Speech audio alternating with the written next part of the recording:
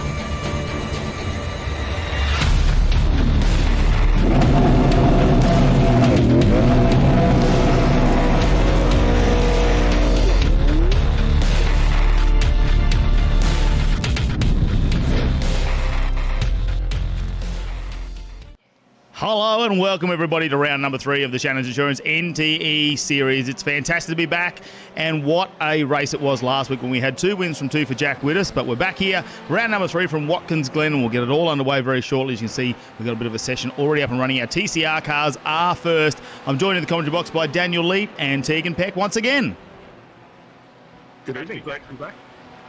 Well, it's good to have both of you here, actually. We had a bit of a delayed broadcast last week. I have some technical issues, so we didn't get the full team back in. But we're back here at Watkins, Glen. We're going through the boot. Plenty to unfold on this one, Dan. Well, yeah, it's a very interesting circuit, Watkins Glen. We're using the full configuration here tonight, so not only have we got the inner loop, traditional with NASCAR going around here, but we've also thrown back in the boot, which you synonymously see when IMSA comes out here for the real-life racing. So it's going to present some unique challenges for these guys. Again, fixed setup, which we've seen so far throughout the course of this season. But the race is going to be hard and fast, and especially with this rescanned Watkins Glen circuit that iRacing have done, it's going to open up some new opportunities for the guys. Yeah, I can't wait to see what's going to happen with that one. Tegan, I mean, we've done... do we do a course on this? We didn't last time with the NTE Series. I believe this might be the first time we've run Watkins Glen with the NTE Series, and it's an exciting track. I've done some laps on it. I actually fired up the sim earlier on today to have a little bit of a go at it, to remind myself what the track was all about, and it's quite a tricky and technical track, so I'm looking forward to seeing the 2 different classes. Of course, the TCRs racing here doing their 20-minute qualifying and then a 20-minute race, and then we go over to the V8s who will also be doing a 20-minute qualifying but then a 40-minute race. But it's going to be exciting. I think the TCR is going to be completely different to what the V8s are, and I really can't wait to see exactly how they all go. So there you can go. So we've just gone into our qualifying session. A little bit of a practice just so everyone can load into the server to start things off. So we'll have to wait and find out who is going to go to number 1. Will Jack Widdus be dominating again in the TCR like he did last week, or will we get somebody different? Remembering that Nathan Norman has been Mr. Consistency so far in this one. Took the win in the TCR in round number 1. Last week he came third in both races, actually, the TCR and the Supercar. So super consistent, Mr. Nathan Norman. We'll see if Jack Widdus can he just keep on top of the podium, on top of Nathan, and close down that championship, because we're looking at the championship standings. If you go to the website, of course, that's where you can find everything you need to know, nteseries.com.au. We do have the round results and championship standings there, or if you want to go to the live stream, there's a link there as well. Our live timing, our track map, it's all up there at nteseries.com.au, but check that one out. So he's got a 18-point lead over Jack Widders at the moment, Nathan Norman. Damon Mulqueen in third position. Very close there. So we'll have to wait and see how the championship unfolds. One couple of names that are down there is Paul Mansell, actually a bit further down in ninth, who won our first season. And the other one we have to talk about is Guy Leach, who didn't make it to last round. And unfortunately he's had a bit of a health scare there, but it looks like he may actually be back here tonight. Yeah, very unfortunate to hear about that, but he is out on circuit, so good to see him being able to get a quick recovery and come back and compete. It did knock him a little bit in the championship, but he's knocking on the door of a top 10, so definitely going to be able to come back, and we're very thankful that all things aside, he's back out on circuit and still in good health with us. Yeah, it's great to see those cars still entering our session at the moment, Tegan.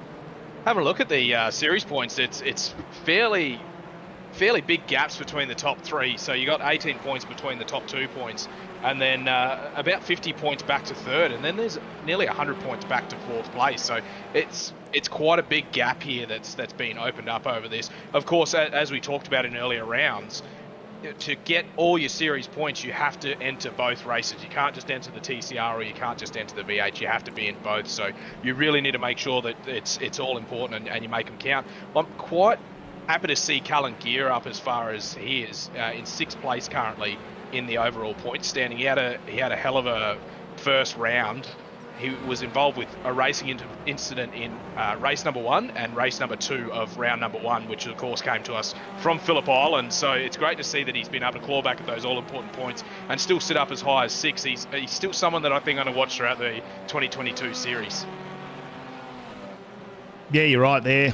He's one we need to watch there, maybe have a comeback, and anything can go wrong throughout the series. That's one thing we need to take away from this one, that you just have one bad round, it can push you right back towards the end. So those guys at the top, Nathan Norman, Jack Widders, all the pressure is on them at the moment to continue. As you see, last round's results up there, Jack Widders got number 1 in the TCR, Blake Warboys in second, and Nathan Norman in third. We moved on to the second race of round number 2, Jack Widders. It was Sam Dicker in second, who I'm surprised hasn't been up there in the TCR, and Nathan Norman again getting on that third place podium. But watch out for Sam Dicker. I'll have to see if he's actually joined us in the server tonight, because he's another quick one we need to look for, who didn't make round number 1, so he's got a lot of points to chase up. Well, looks like Sam is out on circuit at the moment. Hasn't set a competitive lap time as yet, just bringing that Audi of his around. But for a few of these guys, just watching them there work their way through the bus stop, it's going to be tricky to find that little bit of space that they're going to need to set up a good lap round here. 11 turns for those who haven't been here before. And we're seeing qualifying about 16 minutes left to go. The guys just about to set their first laps. And this will be a real interesting one to see where the field's going to stack up. And we were speaking a little bit earlier about it, Dan. The iRacing's actually changed some outer limits on turn 1 and 10, which is going to make things a little bit interesting for people who are very used to getting around here. They're not going to be able to go quite as wide over those ripple strips. Yeah, exactly. Obviously, with iRacing now bringing on the latest version of Watkins Glen to the series, you've got a little bit extra track width out through turn 10, which is right where we're watching Sam go through now. So you've got a nice tarmac runoff area through there. So they get 4 wheels on the outside of that. It is a points penalty and a bit of a slowdown that the guys will have to keep an eye on. And they've also now updated the out limits bounds down through turn 1, which traditionally, when we've watched the guys run through here, they can brake very late as we see the track fall away, but they'll run it right out wide. Some of them will even throw it over the outside of the ripple strip, which we're just seeing now. And iRacing have now put in that, again, if you get the 4 wheels out wide over the white line there on the outside of the curb, you'll not only pick up a track limit, but you'll also get a slowdown penalty on top of that. So it's a bit cautious. You've got to be careful not to find your way out that way. And, of course, joining us here in our wild card was Clay Richards, who's joined us in the Shannons Insurance NTE series, of course, sponsored by Shannons Insurance and Penrite Oils. Great to see him back here. We saw him in season number 2021, came out of here and didn't quite have the season I suppose he wanted to, wasn't quite up there. Remembering that he's had some really big wins in 2020 when it comes to GT3 series and other places like that. So we'll wait to see how he goes tonight, and that could be a cat amongst the pigeons, really, when it comes to our front runners, to see how he goes with Jack Widders and Nathan Norman. Yeah, some really good points brought up there by Dan just before in regards to the qualifying session. So both qualifying sessions now at 20 minutes. both for the TCR and for the V8s. And as you said, those outer track limits or impacts with the wall or other cars means that qualifying laps do not count. And when you're talking about, just under 2 minutes for each lap to be run and done, and you've got 20 minutes to set your quickest time, you really want to make sure that first out lap, it's really about setting your intentions of what you want to do, knowing exactly where you want to run the car and getting your quickest laps in. What do you think, Dan, going into this one would be some of the thoughts of the top guys like Mulqueen, who's been very impressive in the TCR cars? Would they be trying to get out there, set their quickest lap early on, and then just pull in and wait for the main race? Well, it's a bit of a tricky one because obviously we're still in a fixed setup here, so we're going to see the guys come all the way out early as we've seen so far.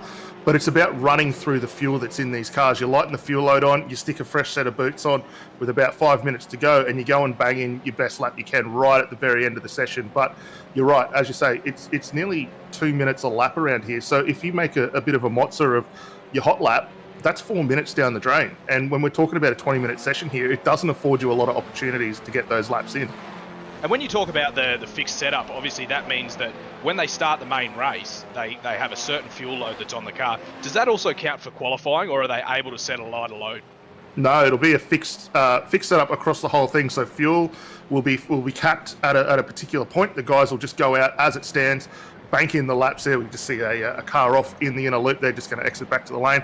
But yeah, it's all about getting that fuel load down. Try and make these cars as competitive as they are. And if we look at the times at the moment, you can already start to see a little bit of an advantage to the guys that are getting that fuel loading down. Sam Dicker out front on a 156.39. Mulqueen 200ths of a second behind there. Nathan Norman a further 10th of a second back. So there's not too much in it, but it's all about getting the tyres in at the right point in time, being in a spot where you've got track position to make it count. And as you can see here, guys are all over the place. So if you could come in now, find yourself that nice little bit of clear road, and for anyone who's keeping an eye on the track map at the moment, you'll see running down through the boot section of this circuit right now is ridiculously busy. Find that little bit of roam, run the car as hard as you can, maybe try and pick up a little bit of a toe at the run onto the inner loop, and then again down through to the heel of the circuit. Yeah, I was just watching the time before, guys, and we look at the top three there, Sam Dicker, Damon Mulqueen, Nathan Norman. Well, it was actually in opposite order to what I just said, but all happened within about a 10-second period where Nathan Norman went top, Damon Mulqueen went faster, Sam Dicker then again. So they're obviously getting around, starting to get those, like you say, those fuel loads lighter, and as we see once again, James Etz is sort of in the mix. They're back in P22 at the moment, but just going past Sean Norris, who's back and joined us, the Australian Rollers entry. So it's good to see he came on as a wild card at the start of the season, decided, you know what, I'm going to hang around and enjoy this one. Yeah, have a look at the timing as well. Throughout the entire field, there's only about 4 cars that haven't set a time yet. So very good to see that with 11 minutes left to go, nearly at the halfway point, nearly every car has set a time. And most of the field is actually under that 2-minute mark, with probably the surprising one being Jack Witters with a 2:07 at the moment. So see what Jack can do with that one and whether he can get back and put a fast lap on. But yeah, sitting way back in the field. Yeah, I'm just trying to see, like you say, hasn't really, way back in 35th position, so I'll have to see. He's reset himself too. He is not in the server, well, not getting around there doing any speed at the moment, so we'll see if he can make that one back out. Tim Gracie's back though. It's good to see him joining us once again, and I do believe we've got his webcam set up once again this week to see how he's going, and he's got the pink cast on supporting International Women's Day. What a good bloke. He's doing an awesome job with that cast on there. I mean, we saw that back at round one at Phillip Island there, had the arm in the sling there, but hats off to him. He's doing an awesome job, still getting around. Looks a little bit more comfortable for him this point, because that first race at Phillip Island, the arm in the sling, he couldn't really do it. It was all one-handed, so 2 hands will be nice around here for him. Well, you can tell how much he set himself up for comfort too. You can see the 2 thongs flicked off in the background, so he's obviously getting serious about this race, and he set himself up a fan. He's in a singlet. He's ready for this race, really, isn't he? And look, his team won this afternoon, so he's coming off a big win, and he'll be hoping that he can take that success into tonight. Well, Blake Warboy's jumping up through the leaderboard as well. Now gets himself up to 2nd position, and he is right on the cusp there of knocking off Sam Dicker. That's a great lap from him.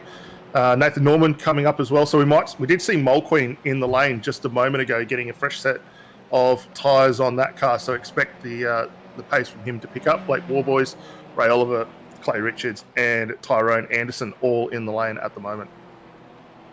Yeah, impressive top 10 sitting here for the Pecky's Performance and Dyno Tune qualifying session. 9 minutes left to go, and we have Sam Dicker at the top with a 156. Blake Warboys sitting in behind with a 156 400. Back to Nathan Norman. Then Damon Mulqueen, who we've seen win a couple of the TCR races. Callan Gear in behind. Cameron Edwards, Kevin Norman, back to Ray Oliver, Justin McLean, I should say. And then Jakey Burgess, our fearless leader, sitting there in the top 10. Coming off his birthday weekend as well, so he's probably had a big one. Now he's got to back it up here and do some racing. Currently sitting 7th in the championship at the moment, the number 100, but had a good session last round, actually. He got a 6th when it came to the TCR and a position 9 when it came to the supercar, which isn't too bad for old Jakey, but not doing too bad there in 7th in the championship. He's in a bit of a fight there, like you say. It's really coming on in the 300s there between Justin McLean and 4th place, all the way down probably to where we see 9th place Paul Mansell. Anybody could get a big advantage this week if they get up there on the podium. Well, and I think probably the biggest success story here, Matty Cav, is you, me and Dan haven't been spoken to by Jake Burgess yet. So we're at round 3 and we haven't been told off for anything. So I think we're actually doing pretty well. That just means he's taking this series much more seriously. He's spending much more time. And I think that might be because Josh Strage is actually having to do his own qualifying. Ah, right. So you don't think that's what's happening is Josh Strage isn't setting his own time and then jumping into the sim for Jake to try and get him a little bit further up? Yeah, exactly. He's given Jake a bit more pressure. Now he wants to compete. And Josh Strage, another one actually in the championship, who's had not a great round one, I suppose. It really went hard for him. He got 42nd position, I think it was, in the first race for the TCR. He's had to fight his way back from some qualifying that he hasn't been able to make it to. So we'll let that story unfold for you. We'll let the umpires decide who's been doing the qualifying in the number 100, but Josh Strage didn't qualify really well last round either. As you see, Rossi Johnson just joined us out there getting a lap in at the moment in 28th position in the Audi, but like we say, he's normally out in the Toyota 86s when it comes out to TCR, or to our normal supercar rounds when he's out there in the Toyota 86s, and you'd think he'd be pretty comfortable behind a TCR car at the moment. Now, as you were just talking there, Matty, Jack Widders has gone quick time in the Pecky's Performance at Dyno Tune qualifying session with 7 minutes left to go, so he goes a 156.308. He puts Sam Dicker back down to 2nd, Blake Warboys into 3rd. Let's see if he can hold on to that for the next 7 minutes of this one and start out where he really wants to be, at the pointy end of the field when it comes to the main race. Yeah, I'm just looking at Callan Gear. Looks like he's getting that draft off it'll be one of the Dickers, I would say, in front of here. Is it one of the Normans? Sam Dicker or one of the Normans in front in the flat-out karts entry. But he's just trying to get that draft going at the moment because he is a little bit in front of his last lap time. Maybe he can improve and go up to 5th position over Damon Mulqueen at the moment. We'll have to wait and see as they head back up the hill at the moment. Of course, we will be letting you know about all the penalties that come out of tonight. 6 minutes remaining, just over 6 minutes in this qualifying session, all thanks to Pecky's Performance and Dyno Tune, supporting us for the 3rd year in a row when it comes to the Shannons Insurance NTE series. And we need to thank all of our other fantastic sponsors as well. Of course, we've got Higher Power NT, NP Style and Signage on there. We've got West Oz Roof Restorations, of course, the pool guys, Adelaide as well, getting on board. It's great to have so many people involved in the NTE series for the 3rd season.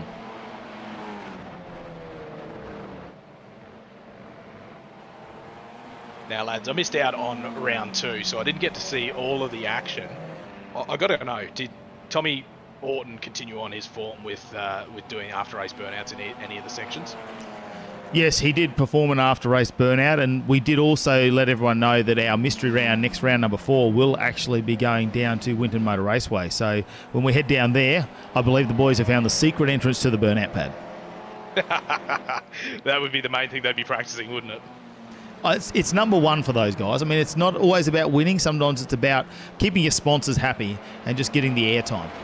That's exactly right. So having a look at how we're stacked up right now with the top 10.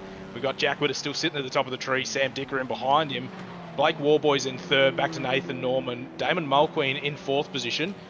Callan Gear doing a good job. He's bumped his way up to 6th position, then back to Justin McLean. Cameron Edwards sitting there in 8th, back to Kevin Norman and Ray Oliver, rounding out your top 10 for the Pecky's Performance and Dyno Tune qualifying session.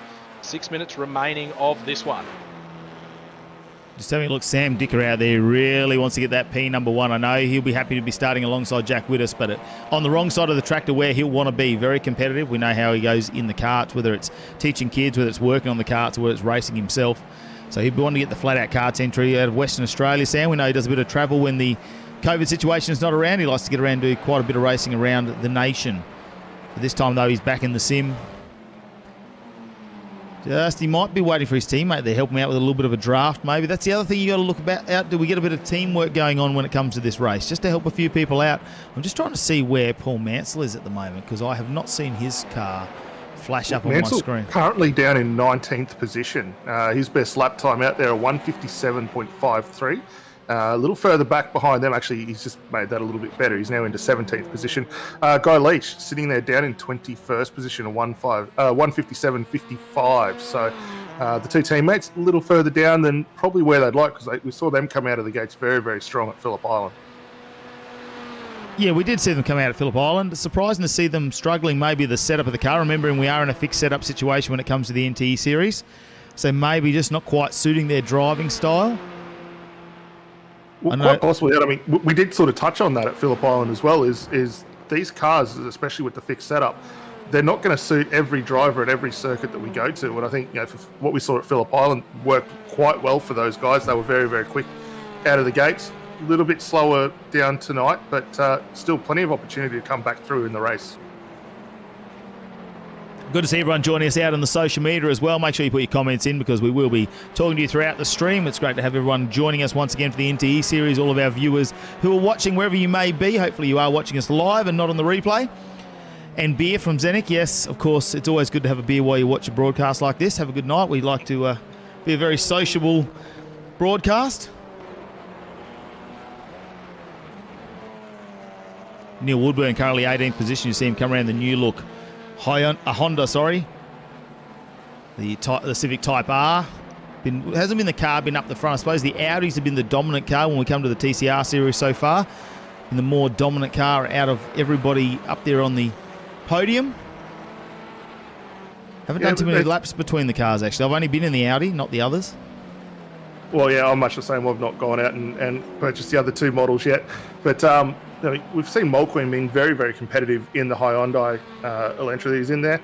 And Nathan Norman's still doing a hell of a job there in the Honda Civic. Those guys 4th and 5th currently. But it's great that iRacing are able to actually bring some more content to this category of car racing and get us 3 manufacturers in there, all 3 with very, very competitive cars. And I think, as you say, the Audi's been out for such a long time now. People are very accustomed to how that's going to drive and make the most of it, as we just dip now under that 2-minute mark to go in qualifying here.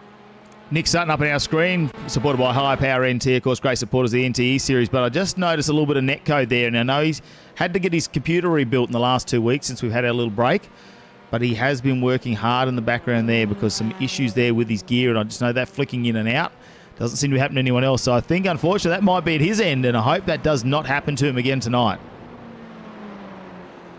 Dylan Sates now in the Honda Civic Type R comes around, of course, got our sponsors livery on board, all the Shannons insurance, of course, right across this one. And Dylan Sates been down in 24th at the moment. We normally see him up in the teens, so maybe he might get a chance there, as we see, Jack Widdus, an absolute, he'll go in, you reckon? Jack Widdus. Blake hopefully can hang on.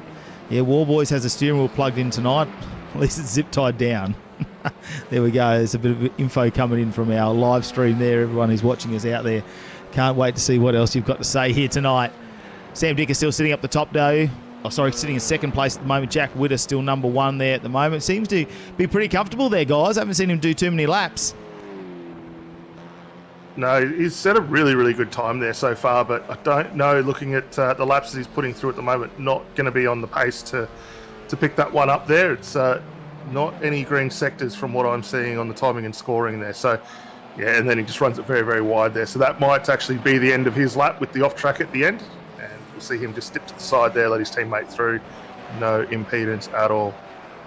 Yeah, the next one to watch will be Blake Warboys, because he's currently sitting in 3rd place. And we know he's only 0.03 of a second off of Sam Dicker, which means he's 92 thousandths of a second off of Jack Witter. So there's absolutely nothing. And Jack played a pretty, I suppose, calm there as you see him go through the bus stop, and it looks like it might be Ryan Robertson in front.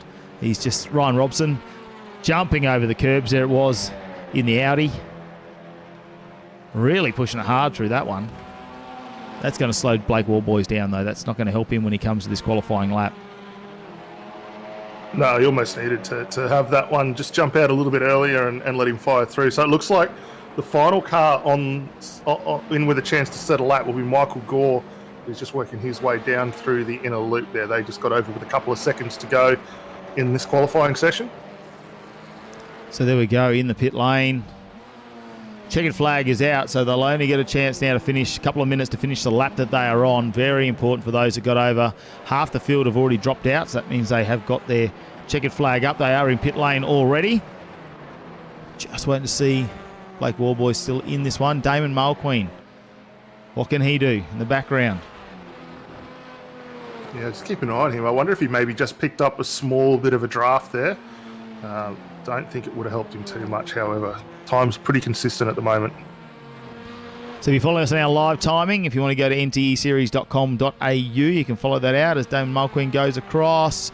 Goes up one position to P number 4. Gets over there, just having a look at Blake Warboy. Looks like he's going to stay in position number 3. Sean Norris, looks like they still logged in, but in the pits. Bradley Minshall currently in 20th. Might get here, maybe not. Stays in 20th position, unfortunately, doesn't improve on that time. I'm just having a look. It might be James Zetz who's still out there getting a lap in. The last of our cars here to get a lap in. Will he make it in the last minute? Can he go up from P22? How far up the ladder does he want to go? Pushes over the line, goes P21, just goes above Guy Leach, pushes him back into 22nd position. So that's where it looks like we are going to end in this qualifying session here, all thanks to Pecky's Performance and Dyno Tune. Our qualifying session for the TCR race, run and done.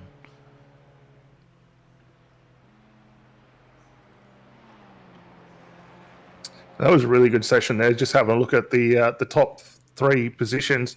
Less than 300ths of a second, or 900ths of a second, separating all those guys. So very, very competitive times. Well, let's check them all out where they ended up. See, we don't have to wait for that to scroll over. You see Jack Wittes up there, number 1 with a 1.56.308. So 156.308. Not too far behind was Sam Dicker in second. Then it goes to Blake Warboys, Damon Mulqueen, Kevin Norman back there in 5th position. Nathan Norman in 6th. Now, how will he go in the race, guys? Because currently he's winning our championship points at the moment by 18 points over Jack Wittes. So it's a good one for Jack. Nathan's got a little bit of traffic to get through. Callan Gear there in 7th. I just keep looking down there. Sean Norris in 11th there. That's actually not too bad a time for him. So, Jack, that's Sean Norris there.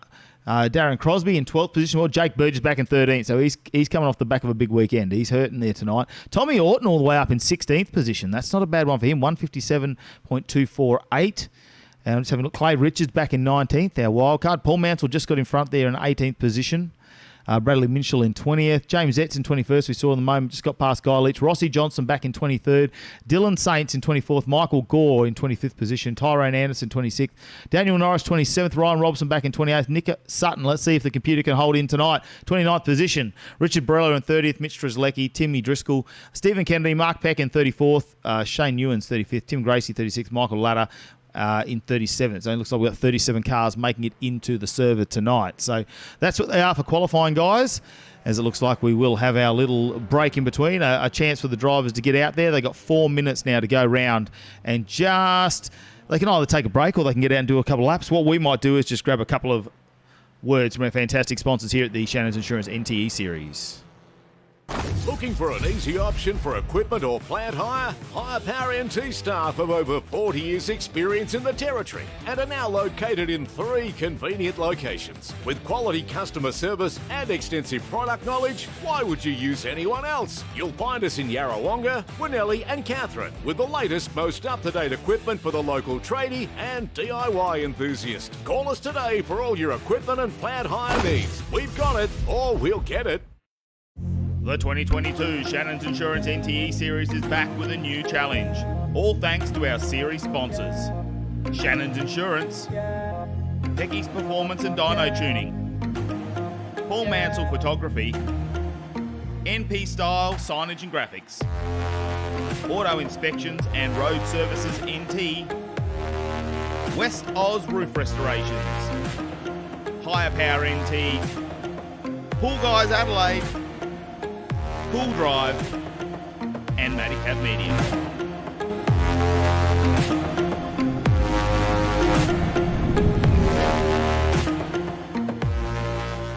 Of course, we can't do this NTE series with all the fantastic supporters that we do have. As you can see, we're here at Watkins Glen here for the TCR race. Our qualifying is run and done, and this is how the starting grid is going to look. Jack Widders out of P1. Alongside him will be Sam Dicker.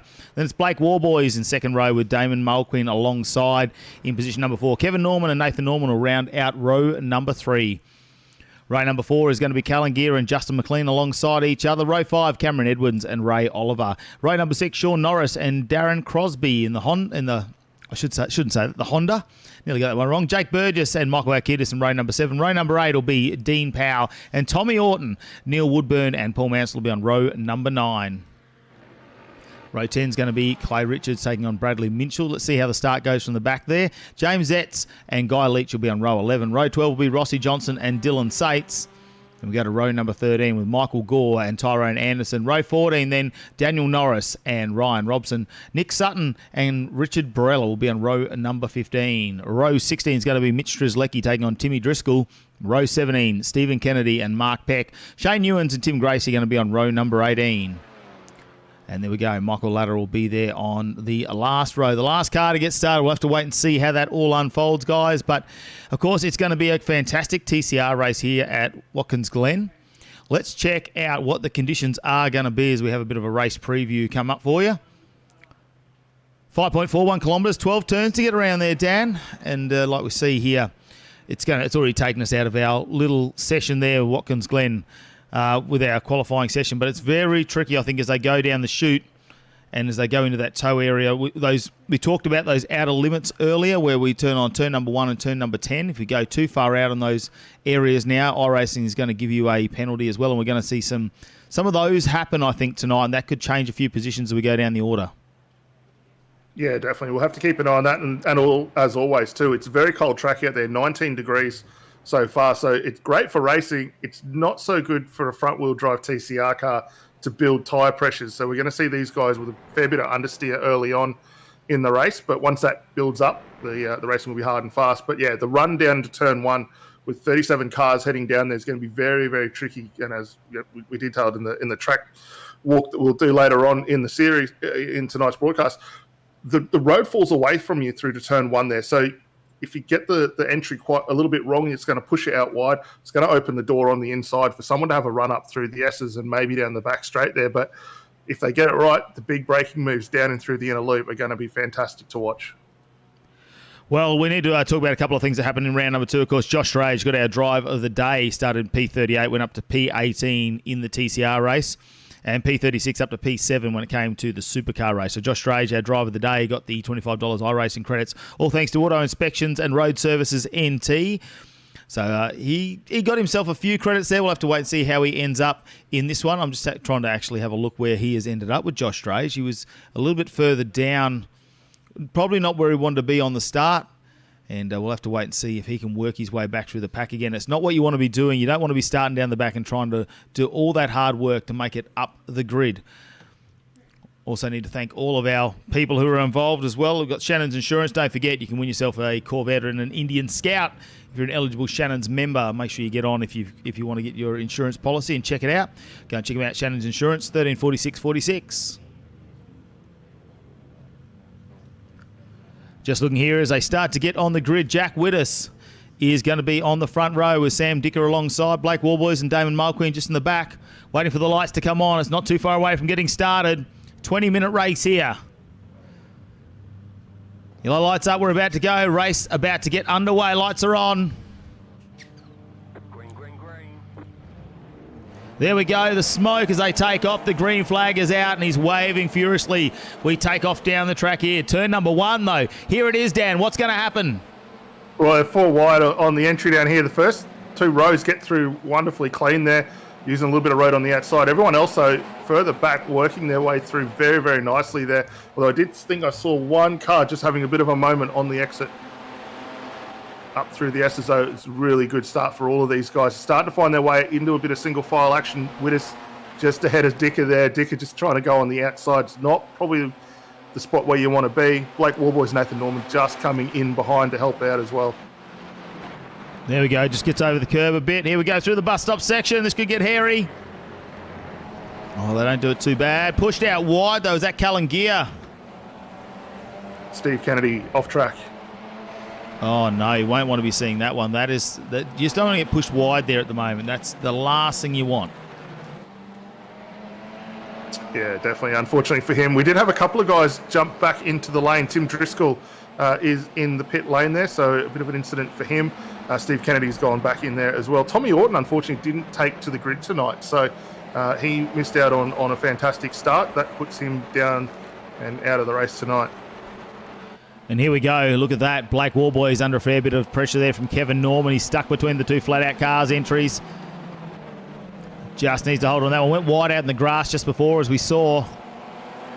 Callan Gears just settled in that 5th position at the moment. We'll have to wait and see how he goes. Just a little bit of a gap opening up for our top 4. Not much. Very, very tiny gap.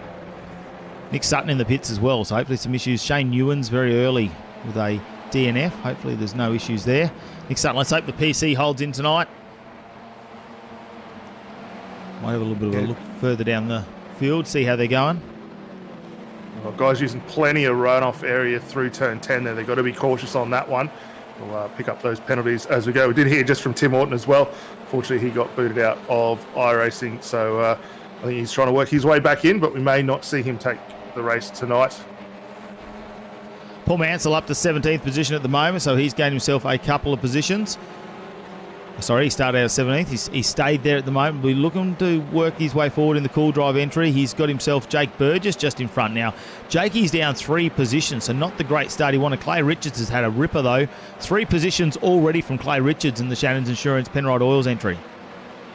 Yeah, doing very, very well there. Damon Mulqueen, another driver there, back in 10th position. He made a bit of a mozza of the start there, and unfortunately saw the same thing happen last time out at the Red Bull Ring as well. Off the front row of the grid, didn't get the power away in what he needed. He finds himself now down 6 positions, sitting in 10th, but got a couple of cars there that he might be able to make a way through on. Mitch Triggs-Lecky was having a good run there, but some sort of incident there. We might see if we can grab a quick replay. Maybe we'll grab that one. Just having a look at what might have happened here. Oh no, there's people going everywhere. All sorts of things happening out of that one. There he is in the background. So he's gone off through the bus stop, and we've lost a couple more. I reckon that might be Zetz might have gone off as well. I did see something pop up on our screen. James Zetz.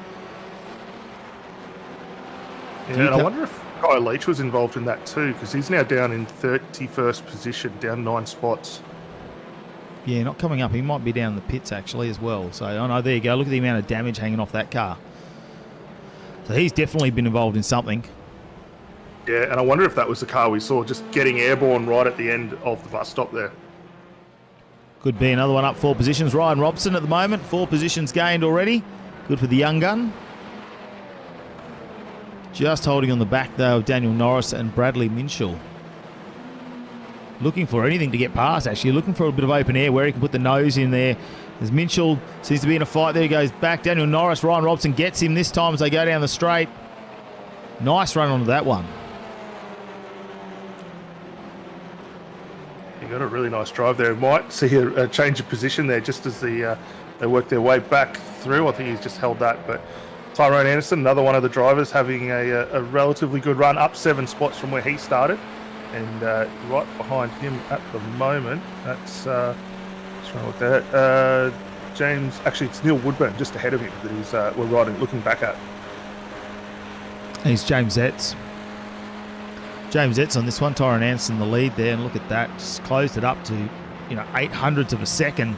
Just opens up a little bit of a gap now there. Hopefully he can get a bit of breathing room. Of course, he's got the Great Northern livery back on. Tyrone Anderson. Good to see a little battle pack there as I'm just looking up and down the screens to see everywhere else that's going on. So much unfolding here at the moment. As you can see just in front, looks like a little bit of a battle pack happening up here as well. Dean Power just on the back of a couple of cars. He's got, seeing some movement going around here in the timing screen, but Dean Power, he's got Michael Alkidis in front. Jake Burgess leading this one in 12th position now. As they come over, he's going to have to watch out in the background. Michael Alkidis, Dean Power just pulls out, looks see if he can make this move under brakes. Maybe in the background. I'm just going to go back. Yeah, looks like Alkidis ran very, very wide there down through the heel. Turn 8 there, and that opened the door momentarily, but been able to hold off Dean there on the exit. They're still banked up there at the moment. That's what I suppose when we go down in these positions a little bit further down, they are still very close together. Something we need to take into account. Of course, we don't need to do no need for a pit stop in a race this short, but look at that. Position 1 all the way back to about position 25. There is not much in it when it comes to room.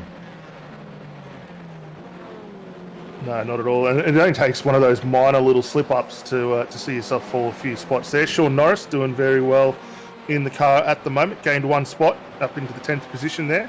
He's got a fair bit of work ahead of him, though, if he wants to hold off Darren Crosby just behind, though.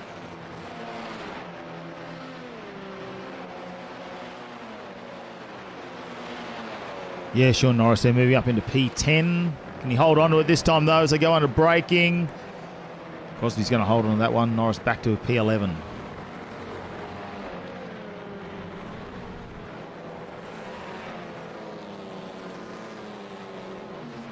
So a bit of a hard night there too. Tim Gracie's just had a moment. That's put him back into the pit lane there. So it's damage on the 546. We'll see whether he's able to get that car back out and underway.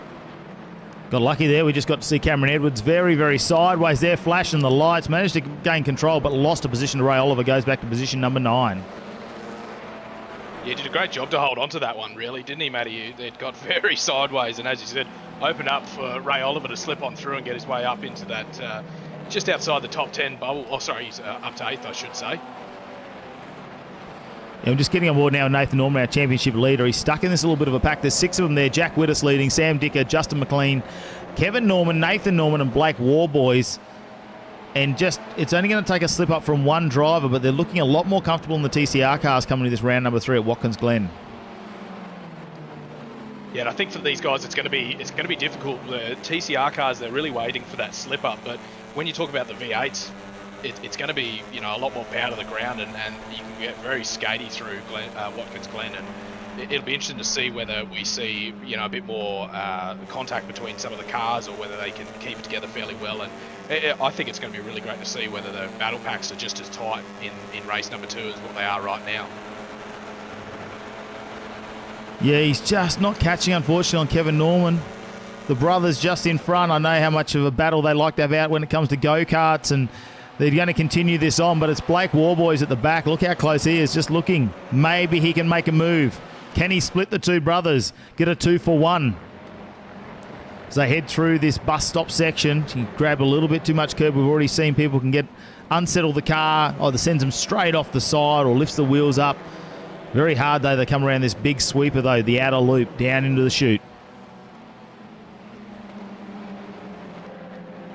Yeah, Warboy's looking very, very racy there, looking left and right to see whether he can get a move down through the chute. Not quite close enough to pull that off, though, as he's almost going to see 3 wide action down into the toe there, but just thinks better of it, slips it back in.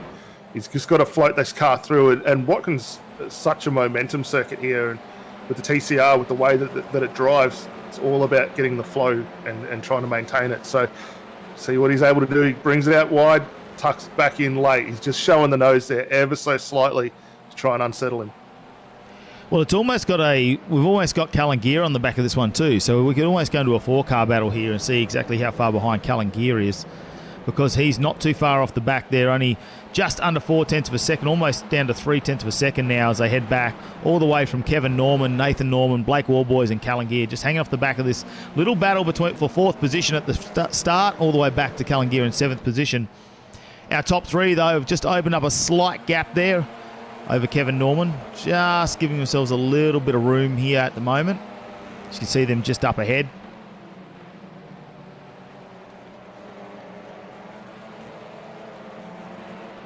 Already halfway through this race, under 10 minutes left to go. It's a great shot just to get an idea of the way the guys are running these cars out, especially through turn 1 there. I think looking at that, it might have been Justin McLean we saw running the TCR. They're very, very wide, so the Audi just getting it back in time. And he's getting himself into a really good run here as they go 3 wide almost up into the bus stop. And that's really closed up this top 7. Look at this. Jack Wittes just takes it a little bit wider, doesn't he? Sam Dicker looking for it.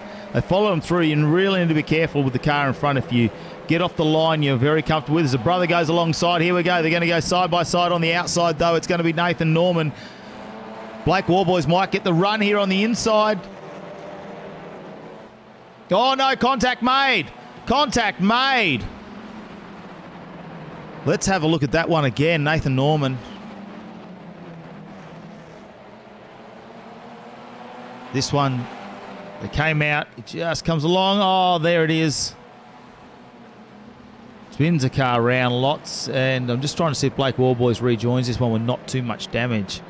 So we're going to get on racing, boys. Blake Warboys. Going to be different for him, though. A little bit of damage on board. Hopefully that hasn't hurt him too much. Yeah, it's a pretty hard lick into the wall there. I'd love to see it from another angle just to see whether there's any potential net code in that one as well, because there's a bit of an awkward one because they came out side by side through turn 6 there, and you could guarantee that they both knew each other was around as close as they were. They would have had the spotter in the ear telling them car on the left or the right there, and just an unfortunate series of events there for those two, especially given how hard they've been pushing. But that has broken up the pack a little bit. The top 5 now with a bit of a gap over our preceding 4 cars there. So it'll be interesting to see now whether they're able to close it back up. Blake Warboys needs to watch out. Ray, I think that's Ray Oliver on the inside. Going to try and take a bit of a dive down. Might get that done too, and it looks like Cameron Edwards has regained the composure and got back into this race as well. So Ray Oliver putting all the pressure now onto Blake Warboys, who's back in 6th position. Very, very unfortunate now. Look how class far behind, though. Ray Oliver needs to be careful too, because Callan is all over the back. That's how close it is. Pushing him.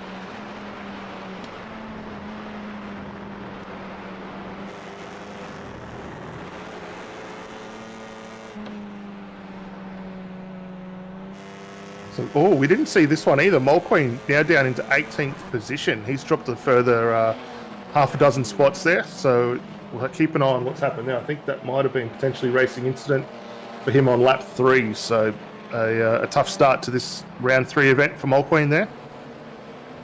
Shane Ewens has managed to make it back in, and good to see him just working his way back up 5 positions at the moment. Mark Peck now, let's get him on board. He is 10 positions gained at the moment. He started out at position number 33, now in position number 23. So the Pecky's Performance and Dyno Tune Audi getting around the track and doing a nice job just staying out of those incidents and just picking up those positions.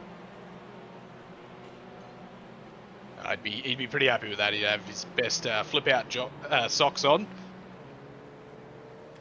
I've just gone back to have a look at what happened with Damon Mulqueen just to catch up on that racing incident. So a bit of contact between himself and Ray Oliver going into one of the corners, and he just went out wide and lost a bunch of positions. Nothing really in it, just an unfortunate racing incident going into a corner. But yeah, unfortunate for Damon, who's been, pretty competitive for the series. He's dropped back a number of positions. Well, looks like Tyrone Anderson in the Great Northern entry there, up to position number 15. That's 10 positions gained for him as well, just working his way through the pack, car by car, picking them off one by one. But he's got Paul Mansell in front in position number 14. How will this battle go down, Dan? Well, Mansell's not an easy customer to get through, and we saw that throughout the course of the season so far. He just places the car beautifully. He's been doing it for a long time. For Tyrone Anderson, he's really going to have to use the draft. He's already in the run here as they work their way up through the S's. And if he can hold this momentum that he's come through with, he might be able to slip the nose in down towards the S's. But Mansell is not making it easy. He's going to run him wide, and that's going to open the door just in behind as well. Is that Zet's getting involved? Oh, no. That's Zet's as well. Tyrone Anderson up in the air. He spilt the beer in the cockpit. And I reckon that is that Paul Mansell in the background in 14 too. So that's a big, big incident.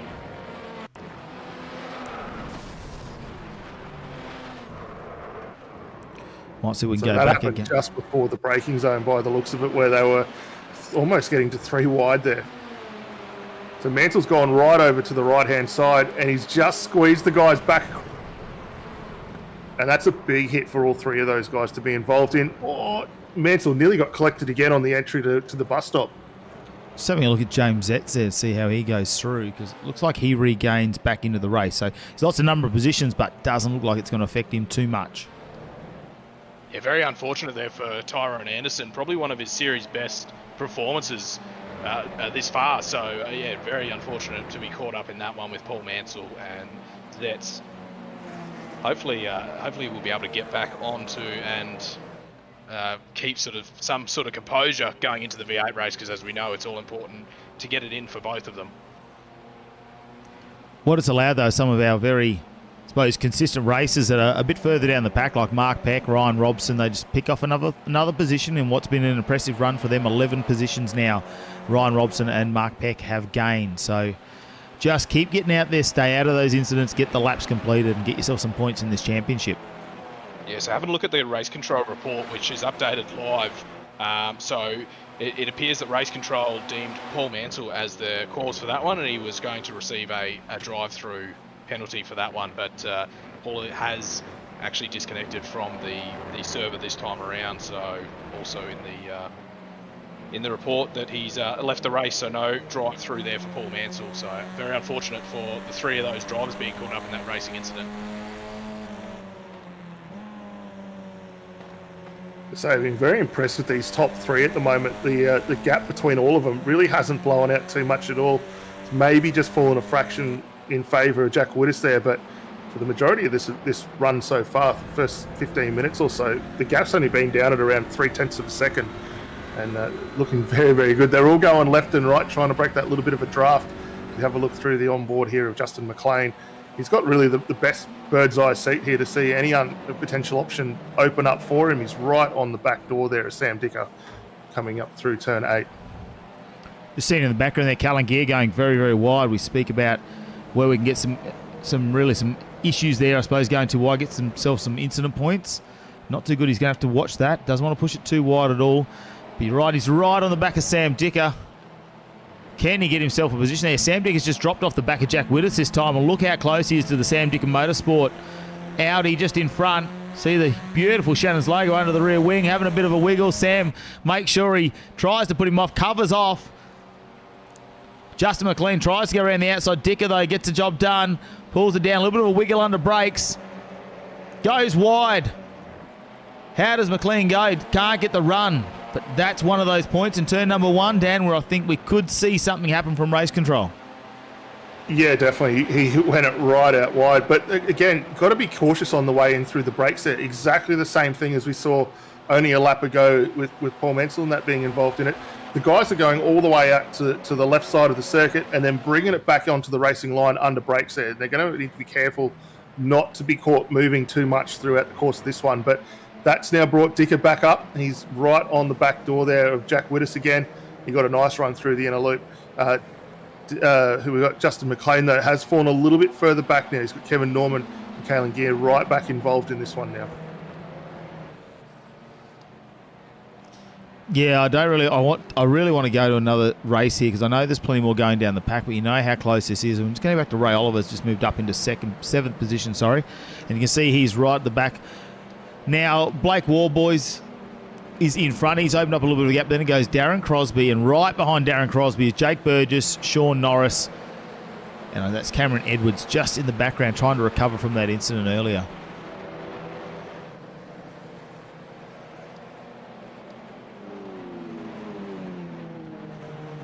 Just holding him out at the moment. They seem to be very evenly paced. Just getting themselves into a little bit of rhythm here. The final few seconds, though, of this race before we will finish off our lap. Will they get it done? They're coming around not too far to complete this lap, but 27 seconds left. I think they might get around. We'll get one more lap in this TCR race here for the Shannons Insurance NTE Series. Jack Widders leading us out, followed by Sam Dicker. He covers off, but he's not going to finish the race here. He's going to have to do one more lap as the white flag is out. So white flag is now out. 7 seconds remaining before we make this the final lap, but unofficially we know it's going to get a final lap as they push the cars wide. Just having a look in the background. Who was that went really, really wide? Might have been Kevin Norman. Going to have to be careful there, especially in the final moments of the race. As it's confirmed, final lap now. It looks like that top 4 now has really started to split wide open. Widders with a big advantage up in towards the inner loop there. Dicker's got to be careful. He's got McLean not that far behind. Kevin Norman, unfortunately, has fallen a little bit further away. Widders, though, we saw him get reeled in right through this section of the track, through turn 5, but he was able to extend beautifully through the last phase of the race, so we expect maybe he'll be able to hold on. But McLean getting very, very racy here. Just thinks about sticking the nose in just going to hover on that back tail of Dicker just for a little bit longer, see whether he can send one up the inside. Turn 8 might be the spot to go as Dicker just covers him off. Goes out wide, maybe a bit of a slingshot move here. They go side by side. McLean with a good run. Guy just goes a nose in front. No Sam Dicker, no Justin McLean. The positions are changing. What a finish this is going to be for P2. They make a little bit of contact. Pushes it out wide as well. He might get this over Sam Dicker, but can Sam Dicker fight back in the final couple of corners? They're both on the grass.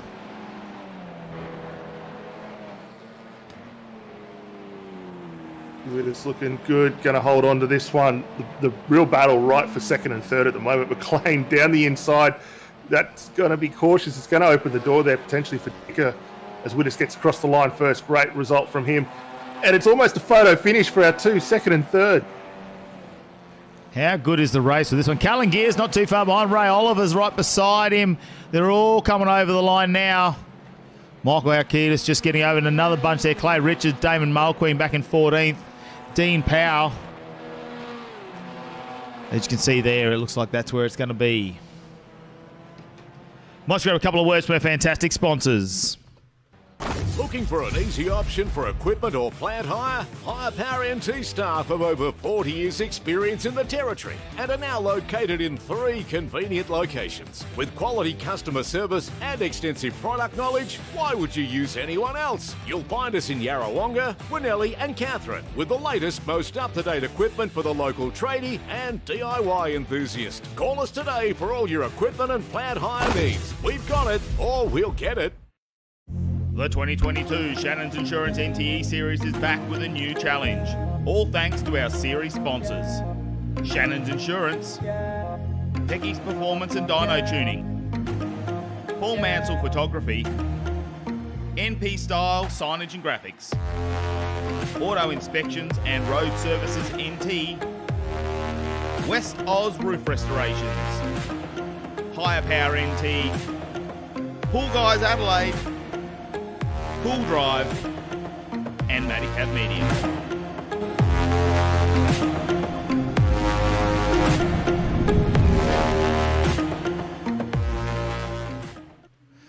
Well, as you can see, our results up there, guys. Jack Whittisell gets himself another win in the TCR. Yeah, really good, strong drive from him. He didn't have it all his own way, though. Did he take it? He was pushed all the way by McLean, Dicker, Norman, all the guys in there for that fight. Yeah, incredible race there for the team. It was a tight battle pretty much the whole way through. It was about the 7-minute mark that they really started to spread themselves out. But Jack Whittis done a great job there, leading it from green to checker. Justin McLean put the pressure on, as we said, the whole way through. The gap opened up to about 2.7 seconds there on that final lap. Sam Dicker and Justin McLean, Kevin Norman, all having a great battle at the tail end of that race and really putting on a show for us here. Blake Warboys did a good job to hold on to 5th there, caught up in a bit of a racing incident that could have put him right back in the tail end of the field, but held on to 5th place there, which will be all important for his series points here. Callan Gear coming home in 6th position. Ray Oliver in 7th. He was a great race there and did a good job of staying in that top 10. Darren Crosby back there in 8th position. Our fearless leader, Jakey Burgess, in there in a 9th position. And Shane Norris, he rounded out the top 10, coming home in 10th. Back to Edwards in 11th. Michael Halkitis in 12th. Clay Richards, our wildcard entry, comes through in 13th position. Damon Mulqueen in 14th after a lap 3 racing incident. Dean Powell in 15th, back to Ryan Robson. And we look back a little bit further. We got Minshall Zetz, who was also caught up in a race incident, and Norris and Woodburn. That's your top 20 for race number 1 for round 3 of the NTE Series. Thanks to Shannons Insurance. We are racing at Watkins Glen, and we have got the TCR race run and done. Jack Wood is doing a great job there. One of the ones that I probably will talk about here that we didn't see in the results there in the top 20, because he was just sitting outside that top 20. Our current series leader being Nathan Norman. He come home in 21st there, Dan. So you got to imagine that's going to really hurt his overall series points, and has really opened up the door for Jack Widders, who won that race and is currently sitting 18 points behind in second. Well, yeah, definitely. I mean, when you look at just how tightly contested the championship is so far, we only had an 18-point spread between both Norman and Widders there, and unfortunately for Norman, not the great run that he wanted in the TCR. Hopefully, he's able to back it up in the supercar in the next event, but they're going to see him come a little bit further down. For Mulqueen, it's probably not going to be too bad. He might find himself maybe moving up a spot. But I think the big gainer out of all this, Justin McLean so far with the second position there, and he's been very quick so far over the course of this championship. We saw him with a third and a sixth in the supercars for the first round, and then not quite going his way last time out, an 8th and a 14th, but still sitting just outside the top 3 there. So maybe look for him to be moving up as well. Yeah, being on 384 points as well, back there in 4th position, just behind Damon Mulqueen, who came home in 14th position there. It's really going to shake up the overall series standings. Blake Walboy's also back a little bit further in those results. Callan Gear might move up a spot or 2 here. So, yeah, I think it's going to be interesting to see how the series points change after this one. Of course, a huge thanks to our series sponsor, Shannons Insurance. Of course, win a Corvette and an Indian Scout through joining their competition. As simple as gaining a quote through Shannons Insurance for your motor insurance. So make sure you reach out to Shannons Insurance, great sponsor of our series here at the NTE Series. Yeah, we can't thank them enough for getting on board, and you just can't do without Shannons Insurance. Every year they come to the party, they help us out. So can't wait to see exactly how this series unfolds. Right now, though, we're going to change over to our supercar server, and we'll be back with you very shortly.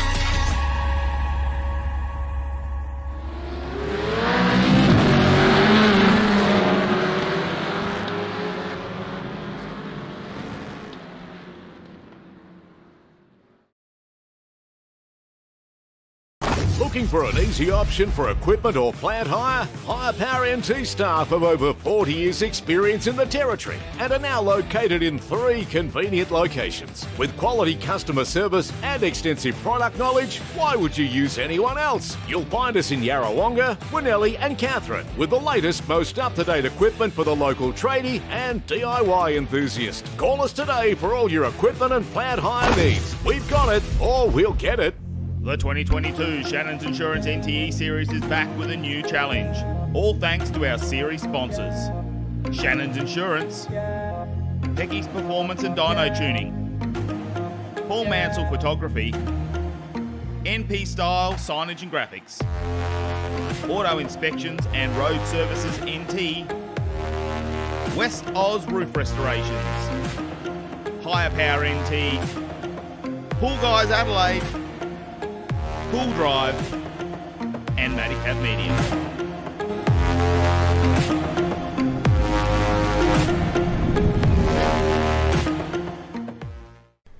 Welcome, ladies and gentlemen, to round 3 of the NTE Super Series, coming to you tonight from Watkins, Glen. It's going to be an interesting time here tonight for both the TCR and the supercar. Let's get a quick look at the lap. The run down into turn 1 is going to be very tricky for the drivers tonight. The road falls away. It's got a little bit of camber into 1, which helps you set yourself up. A lot of exit road there to use. And then the run up through the S is going to be very, very tricky tonight. Turns 2, 3, and 4, especially in the supercar. You've got to run it wide out to the wall there. Get it back across the line, and if you get a nice run through here, you can set yourself up for a beautiful overtake down in towards the inner loop. But you do need to have big confidence on the brakes there. The inner loop, very, very quick, and that'll throw you then into the outer loop or the carousel turn 5. We're going to use the chute tonight. We're at the boot configuration of this circuit. So if we come down in towards turn 6, the car's going to want to push out wide. You need to be careful to get the power down nicely. Look at your braking markers on the run in. Run up towards turn 7, the toe. There's about 3 different lines here that you can take on your way through this section of the circuit. Get it right though, and set yourself up for an opportunity maybe to get an overtaking move down in towards the heel of turn 8. Get a quick look here from the onboard shots of Porsche 992 as we head up towards the heel there. Braking, coming back from 5th gear. We float the car in 3rd. Might see some drivers drop all the way back to 2nd gear to work their way up towards turn 9. 9 is a tricky one. You're rising to the crest of the corner. It's a very tight corner to get the car to rotate through. Traction on the exit, very, very key. The run up through turn 10, very quick in both the TCR and the supercar tonight. Plenty of runoff area on the outside there, as you can see, for the guys to be able to use. And then the run in through turn 11. Final corner of the circuit tonight. Got to keep an eye on the pit entry as well. We're going to see the drivers use that one as well. And then hard foot to the floor action to set yourself off for another lap.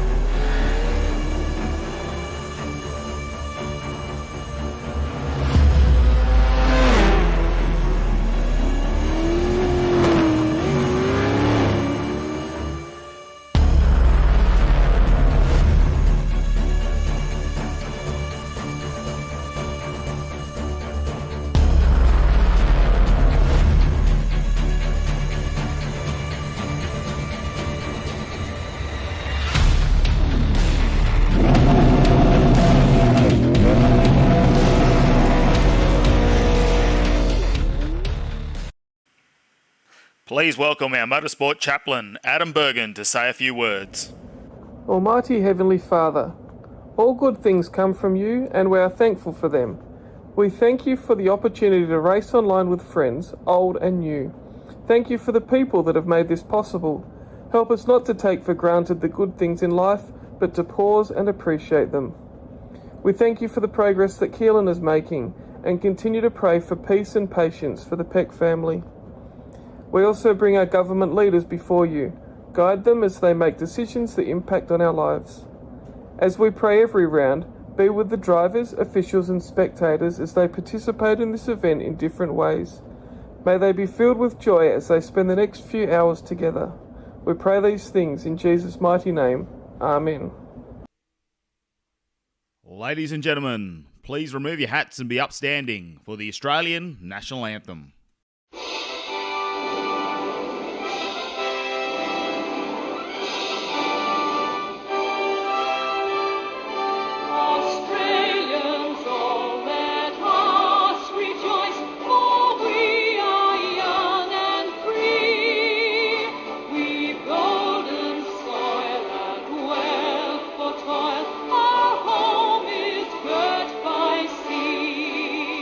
Our land of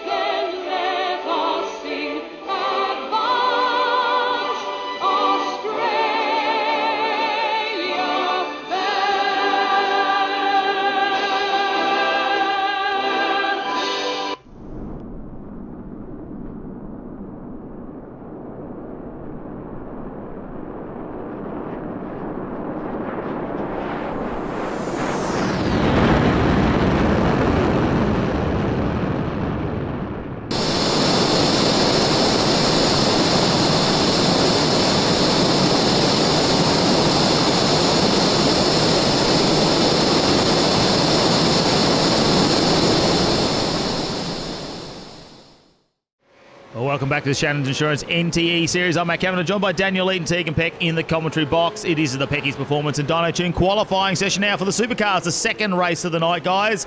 And it is all happening, as you can see up on screen. We've got Clay Richards, our wild card, who's here for tonight. He joined us in season 2021, and good to have him back. He had a good run in the TCR round just before there, and expect big things from him in the Supercars for this time out. Just trying to get a lap in here.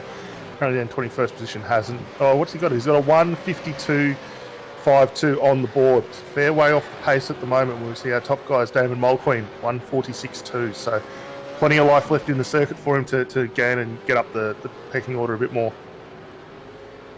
Jack Widders just jumped up to number 1 there. Did I see that? Look at that. That is a superb time there. A 1:46.054. Resets, goes back into the pits, and once again dominating. Now we get a 1-2 again. Tommy Orton got kicked out of our last session. I know the feeling, but the Roadrunner NT car is back. Look at that, the ZB Commodore. What has he done to this one? I just have to have a look at this one because Tommy Orton's got a new sponsor on T&M Haulage on the front too, and I'm actually surprised. A bit past Tommy's bedtime at the moment. It's good to see that he's finally fixed the permanent power for his place and not running on the generator as he normally was in the 2020 and 2021 series. He's managed to do that. Sam Dicker back in P number 9. We'll have to wait and see how he goes because I know I would expect that he's possibly going to jump up quite a few positions on this one. Look at using a fair bit of curb. Gets the wheels off the ground through the bus stop. Well, that's something you couldn't do with the old version of the track. You couldn't fly the cars that far across the curbs there. They really didn't like it, but he was a man on a mission. He just launched through there. Gets down the chute nicely too. Just need to watch him there. He's going to come down to the toe. He's got this 180-degree bend to manoeuvre the car around. Just sets it up right. Like you say, there's a couple of lines you can take through there. Just sticking midline. Runs the car out nicely. Down the back straight, down to the heel, over this crest.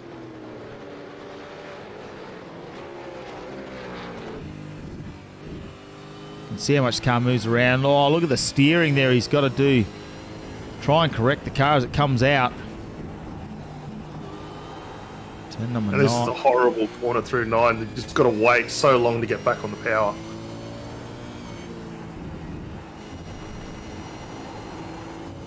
Oh, you've really got to control yourself there, otherwise you go null and void in your lap.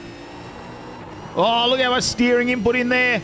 Has to try and grab it. Corrects the steering. He's not going to be happy with that one. It's not going to be the lap he's looking for. That's definitely not it. Now, this is our series leader. He's just overshot the bus stop. Well, that's not too bad. We did see plenty of cars just going in and around him there, so he was just looking for a little bit of clean space, getting back underway. Paul Mansell getting out, setting a lap. We saw him have some unfortunate issues in the TCR race just moments ago. Hopefully looking for bigger and better things this time out in the supercar. Looking a lot more comfortable up in P5 now though, isn't he? It's not where he was when it came to qualifying in the TCR. He was down in 17th position, so to be up into P5 already to match his number, be a lot happy about that. And there is so much more curb you can grab with this new layout when it comes to Watkins Glen. Jake Burgess just showing that. Look, Ryan Robson in 7th position at the moment, the young gun. Just getting there. Well, how about Guy Leach, though? On his return back after a pretty big health scare last week, sitting there in 6th position. Yeah, and he's done that lap and he seems to be sitting pretty happy now. We'll just sit there in 6th and see how we go in the session. Remember, we're only halfway through, still 10 minutes remaining. Jack Widders is in the pits as well, because when you come out and lay a 1:45, you go, you know what, I'm feeling pretty confident. So that's Damon Mulqueen's gone a 1:45. Damon Mulqueen now has just gone in front of Jack Widders. Might be time for Jack to get out of the pits. Well, we saw Mulqueen set the opening quick lap of the session, a 1:46.2, and that was took a little bit of time for Widders to get through on that, but he managed to get through, and Mulqueen now just returning serve, 1:45.897. That's a very quick lap in these cars. Widders and Moorboys still in the pit lane at the moment, though. I'm just looking at Mulqueen. He might actually be on a faster lap again. I'm just going to say he's about a 100th off A 1/10 off it. Oh no, he's back on track. He might be able to make this happen if he gets a clear run to the end. Yeah, he did just have a car just off the exit there. Looks like he's managed to get out of the way. It's a purple middle sector for him as well. So he's done... Actually, Blake Warboy's got himself back at the sharp end of the field, 1:45.69. So Mulqueen's really got to pull out the stops now to close that gap back down. Yeah, it looks like he's about 3/10 off his fastest lap too. So he might not get it on this one too, I don't think, with Damon Mulqueen. We'll look at who else is going through the back. Sam Dicker up to P5 at the moment. And he's pushing on hard. Just wait and see this final couple of corners here for Damon Mulqueen. Near back at the Blake Warboys. I think he's slowed right down on this one, and you can see that he's pulled in. Maybe Sam Dicker will try and grab somewhere there. Sam Dicker's done the reset on me. Make sure he can get in there. Guy Leach out there, currently sitting in 8th position at the moment. And is that his teammate Paul Mansell just giving him a bit of a draft as well? I think that might be. That might be the case there, because it's looking like he was running a little bit faster than his previous time, but now he's just backed off. Might just be the corner he's on. We'll see if he can make that up, but not looking as fast as he was in those opening laps. Justin McLean, though, looks like he's improving on his time. He's back there in 13th position at the moment, a 1:47.246. And you've got to remember, he is 0.02 of a second off Ray Oliver in 12th, so they are neck and neck when it comes to qualifying.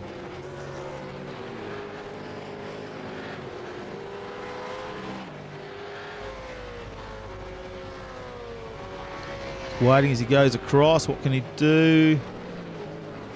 Unfortunately, doesn't look like. I'm just having a look where he's ended up. Looks like he might have gone up a few positions there, actually. I'm just seeing there, 4th position. That is a big jump. Huge jump. Ryan Robson's on a bit of a fly. He's going to come into some traffic, though. Jakey Burgess just cutting him off. The boss, making sure. Holds on to his position at the moment. He's down there a little bit, so Jake Burgess not as fast as Ryan Robson. Lets him go by. Robson slides the car out. Probably not going to be the lap he wants, but looking at the times, he's actually faster than his best lap. I'm interested to see this one unfold, actually. Not too many corners left to go. He's currently sitting in 8th position. Not as experienced as some of the other drivers out there, but very, very quick. The young gun, and look at how much wheel spin he's got out of that car. It is sliding every corner. No, he's going to back out of this one. That's unfortunate. Probably not a bad idea, though. Gives himself a chance to reset and get back underway. So we'll see what he's able to do there. Kalen Gear down in 10th position at the moment. His best time, 1:47.10. He did that on his last 2 around. So that gets him just into the top 10 there, but still plenty of life left in it for him to work his way through, using all the road and then some down through turn 8. Comes up the hill in towards turn 9. Very long run up on the curb. Car just getting a little unsettled there. You see a little bit of a opposite lock there just to settle it down, and that's going to ruin this lap for him, unfortunately. You can see him here just drop off his pace. Dean Powell's another one who's jumped up 5th position now in the Mustang. Let him go, the 999. We'll stay on board him. We'll just stay on board for a second, because I reckon he's on a fly compared to his best lap so far.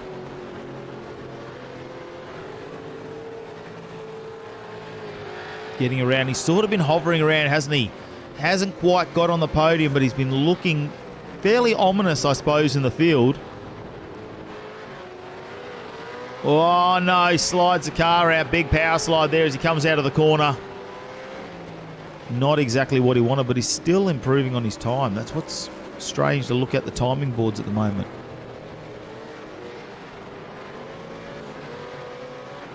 Yeah, that'll be a tough one. So see that lap get back underway. Now, probably the big thing we haven't spoken about yet, fellas, for the supercar race at least anyway, how are we expecting the guys to go on fuel through this one? I wouldn't mind betting, like we've seen so far throughout the course of the series, we've seen the guys come in for the stops. Watkins Glen, very tricky on tyres. When do you think you're looking at maybe playing that strategy option? Well, the question is tyres, isn't it? Do you come in early and try and do the long game there with the tyres? If you're out in front, I would say some of the leaders like Jack Widders can stay out there as long as possible. Stay out there, run the tank dry, come in, take what you need, put fresh boots on, and you've always got that little bit extra pace if you lose a position or two to try and fight your way back through. However, I'm sure there's other people that might take the different route. Why do you maybe want to do the undercut? Get in very early, make the minimum amount of laps you need to make to get home on a full tank, fill her up, put the tyres on, and hope for the best. Yeah, it's going to be a tricky one. We'll have to see how that plays out. But yeah, I wouldn't mind betting a lot of these guys are going to try and wait right to the very end, or maybe try and split this race up into almost pretty even segments, get good life out of the tyres, and work their way through. But any of those big lock-ups down through big braking areas, turn 1, and down in through the bus stop there, that probably going to put paves those tyres lasting as long as they need them. Look, I think it's going to come down to where you are in the track too. If you've got track position, you're out in front, clean air. Even if you're back in 9th or 8th position, but you've got a bit of a gap to the cars in front of you, I think you're right. You're going to be able to even those strategies out, keep them fairly similar for the first half, second half of the race. It's going to be whether you're stuck in that traffic, whether you want to get out of it, where you're going to end up. For our leaders, why not stay out there? Just try and prolong that a little bit as long as you're maintaining that pace. And we saw that with the first TCR race. The first 7 or 8 cars were just ahead that much that they could probably just stay out there with the lap times that they were doing. Jack Widders puts an end to that lap. It's unfortunate for him. Yeah, look, we've got to give that about a 2 for a drift effort there, don't we? Look, mate, he came with a fair bit of entry. He got the angle right.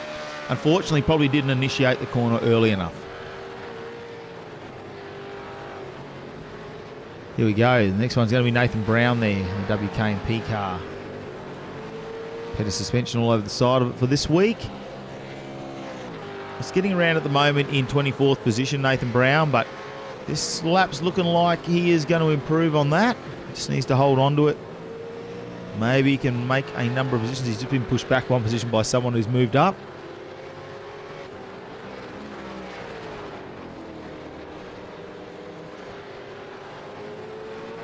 They all seem to be struggling though down towards this boot section, don't they, Dan? It's either they're coming out of the chute, it's the toe and the heel that seem to be bringing them unstuck. They go over the crest. Maybe just the off-camber corners here, especially here. Oh, yeah. And a lot of that too is really the way the setup is. With these fixed setups, the guys can't play with the roll bar adjustments front and rear in the car. You can't wind the brake up or back as you need to get the braking alternatives spot on there. So it's a lot of trial and error to get this thing to work, and we're seeing some very quick times out there, but as we watch Nathan work his way through, you saw that little bit of an off run down through turn 8 there. It cost him plenty of time, and as he gets across the line now to 46, that actually improved him now up into 8th position. So he made the most of what looked to be a little bit of a scrappy lap there at the end of it. Jake Burgess, we get on with him. Looks like he's trying to improve in 16th position at the moment. Was he about 13th when it came to the TCR race in qualifying? Slides the car out, fair bit of work to do there. It's not the XLs he's probably been getting behind the wheel of recently. He'll be a bit tired this weekend, old Jakey Burgess. Celebrating another trip around the sun. So look, Kevin Norman now. He's got a fair bit to do here. Now we talk about Kevin Norman, 22nd position. We saw what he was doing before, battling it out. He's right up the front, Kevin Norman usually. In 30th position when it comes to the championship. Surprised to see him in 22nd position at the moment when it comes to qualifying. But this one is looking a lot better than he's previously run. Just needs to get this final corner. Holds onto it. Doesn't touch the wall. Runs it down. I think this is going to put him up a few positions now. 147 there, 549 will put him up. I'm just waiting to see where he ends up. It's a cool 21st position. Didn't go that far, unfortunately, boys.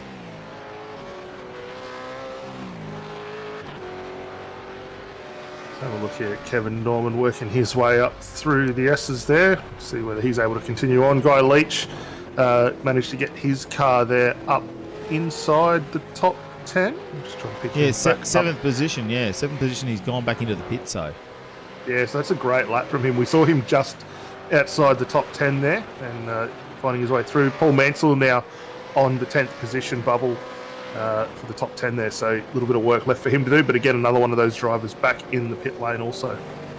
Let's get him back on board with Jack Widders, who's in 3rd position now, and he'll be looking to improve this one.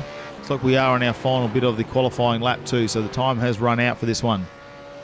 Time has run out for this qualifying session. So they're on their final laps now to see who's going to be there. Damon Mulqueen at the top, a 1:45.637. Blake Warboys, a 1:45.690. Mr. Widdus, what does he do? That's not going to give us a time down the bottom there, but we'll check our screens up the top. It may, sometimes it does that when they've gone past those outer limits, and it does null and void the time, and that's what it gives us up on our overlay software. We might have done the same there for Blake Warboys. He really slides the car out there as well. Not too many people left in the session, still getting around. Dean Power still there, and watch out for him. 6th position, he was up in 5th before. Be surprised. I might grab on with him, see how his sector times are going. He's obviously got out of the session now, pulled in as well. Warboys comes around, but that time not very accurate on the screen. I think he's gone past one of the limits there of the track, but we'll just double check that. 1:45.690 is his best time. Can he go any better than that one? Doesn't look like he will. So 1:45.660. That's where he's going to end up. Mark Peck parked up there with the MP style and signage on the back as well. And it looks like that's going to give us our qualifying results. So let's check them out now and run through everybody and where they ended up here in the Pecky's Performance and Dyno Tune qualifying session for the supercars here for round number 3 at Watkins Glen of the Shannons Insurance NTE Series.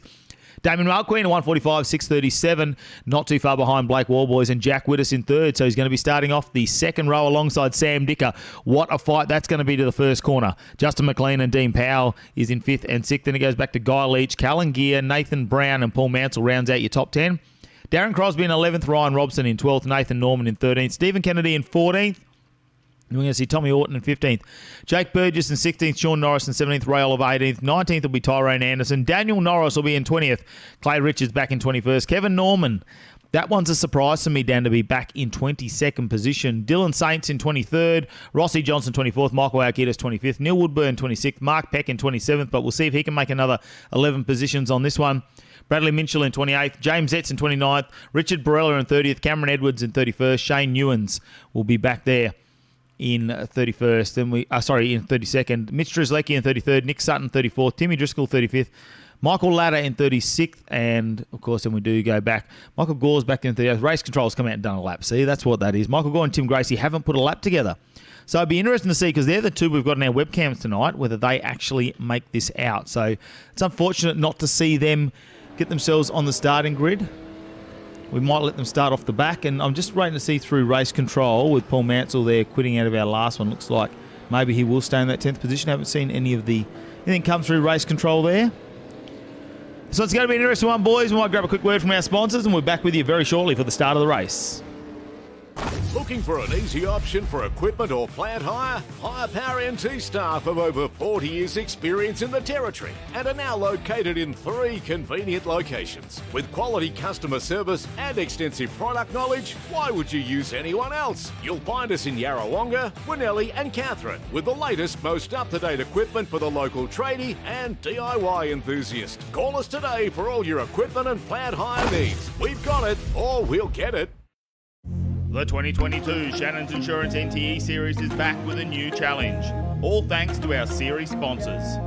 Shannons Insurance, Pecky's Performance and Dyno Tuning, Paul Mansell Photography, NP Style Signage and Graphics, Auto Inspections and Road Services NT, West Oz Roof Restorations, Higher Power NT, Pool Guys Adelaide, Pool Drive, and Maddicap Media.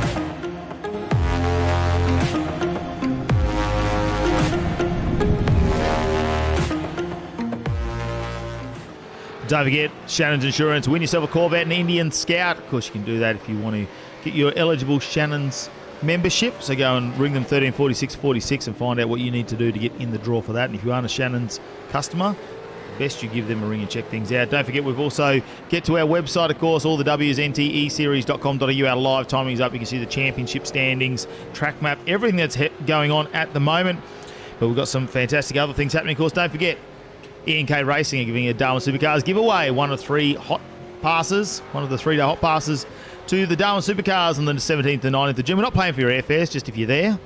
you can win one of 3 hot passes, and you can hang out private pit tour of the number 26 E&K Racing Improved Production car, because all you need to do is go to the E&K Racing Facebook page, like it and share it around, and you're in the draw. That's a nice one for them. Don't forget, all of our fantastic sponsors, all the prize money. First place overall going to get $200, $100 for second, and $50 for third. High Power NT giving away $50 for the best presenter Holden and best presenter Ford. We're giving, of course, all thanks to Auto Inspections and Road Services NT, $25 in iRacing credits per round. And, of course, we did see that from Josh Drage in round number 2. West Oz Roof Restoration, the best and fairest, $150 cash for the series. Of course, the Pool Guys, Adelaide, most improved, $80 cash. And if you're unfortunate enough to get the wooden spoon, get $50 cash anyway. So you got to be in it, though. You have to be in all the races. We don't give the wooden spoon to the person that doesn't show up. It's got to be in every race and with the least points when it comes out of the championship. Also, thanks to MP Style and Signage, Paul Mansell Photography, of course, and Cool Drive Auto Parts. We can't thank everybody enough for getting on board. So many people involved in this one, though. You can see across the states, even our one Kiwi involved. So it's been a fantastic series, not too far from getting away. Let's check out that starting grid once again. It's going to be Damon Mulqueen alongside Blake Warboys on row number 1. Jack Widders and Sam Dicker on row number 2. Justin McLean and Dean Power will be there in row number 3. That's where it's going to be. Row number 4 is going to be Guy Leach taking on Callum Now. That's a big improvement. They're very much more comfortable in the supercar, I think, the Cool Drive cars. Nathan Brown will be, Paul Mansell will be alongside each other in row number 5. And Paul Mansell looking a lot better in pace this time round. Darren Crosby and Ryan Robson will be in row number 6. Now that's a nice improvement there from Ryan Robson as well, the young gun. Row number 7 is going to be Nathan Norman and Stephen Kennedy. Tommy Orton will be alongside Jake Burgess in row number 8. Look at that battle. That's going to go down to the first corner. Sean Norris and Ray Oliver in row number 9. Row number 10 is going to be Tyrone Anderson and Daniel Norris. Row number 11, Clay Richards will be taking Kevin Norman. That's going to be a battle too, but Kevin Norman usually has a lot more pace. Dylan Saints and Rossi Johnson will be in row number 12. Row number 13 is going to be Michael Halkitis and Neil Woodburn. Row 14 will be Mark Peck and Bradley Minchell. James Etz and Richard Barella in row number 15. Row 16, Cameron Edwards with Shane Newens. Row 17 will be Mitch Treslecki and Nick Sutton. Timmy Driscoll and Michael Latta in row number 18. And I think that might be Timmy Grace and Michael Gore. Will they make it out? That is the question. Will they actually make it out for the start of this race? What we might do is we might check in. Just maybe, we might end up seeing what Timmy Gracie is doing. Do we have him on his webcam? Because he was logged in before. He's trying to figure out what to do. Maybe he's got some issues there. Didn't get a lap in. I don't know if he's gone to the out of bounds and hasn't made it, or whether he's just having some issues with iRacing, but hopefully he can get that one sorted. They start to line up on the grid. Damon Mulqueen's going to be the one to take us off at the start. Starting to get lined up. Michael Gore has joined us on the webcam earlier. Well, let's have a look and see how Michael Gore's going. Got the coolers on, you can see. Adjusting that VR headset as well. The Filthy Mo. Hashtag the Filthy Mo. I love it. That's classic. Okay, Damon Mulqueen. Start of this race. We're going to hear him. The RPM will come up shortly. Let's have a look at the start of the race. We'll leave Michael Gore up there. Look at the concentration there. Steering wheel in the middle. Oh, what's he looking at? Oh, that's right. He's got VR on. Doesn't matter. Have a look out the window, just checking out what's going on the grass. Here we go. Watkins Glen. The 40-minute race here for the V8 Supercars NTE Series round number 3. It's about to get underway. Here we go, start. Green flag is out. Oh no, one of the Normans is stuck there. Or is it Sam Dicker? Number 72 it is. So look, Sam Dicker doesn't get the start he wants. Check this one out as they dive down the inside. And there's a massive pile-up still sitting there on the grid. Just heard safety cars being deployed as well. For the rest of the guys up the front, it was a great getaway. I'm just going to go back to a replay on this one. Sam Dicker there. I'm just trying to have a look further down the pack maybe. Oh, you're right. There's a huge incident right down. Can't quite... I think Tommy Orton's involved in that one, or is it Nick Sutton? Might just have another look and see if we can get this one. Oh, there's about 10 cars involved in that one. Just having a look. Oh, Pecky's in there. James Zetz. Michael Halkitis. Wow, that's a huge one. That's an absolutely huge one.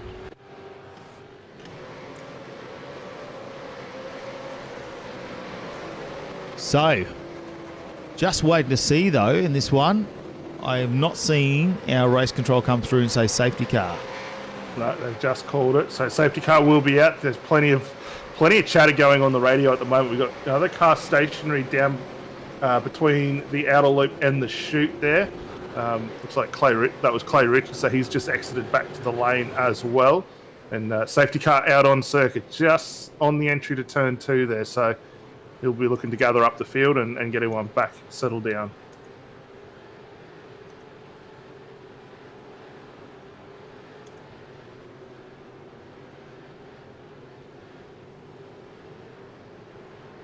Yeah, tough start for a number of cars there. As I look back through the field, there's some damage on a number of cars there with missing bonnets and boots, which is obviously going to affect some of the handling. Now, I believe these guys have one quick repair on them as they pull in, so it'll be interesting to see if any of the guys actually pull in under the safety car to try and get some repairs done before the race goes on for too long.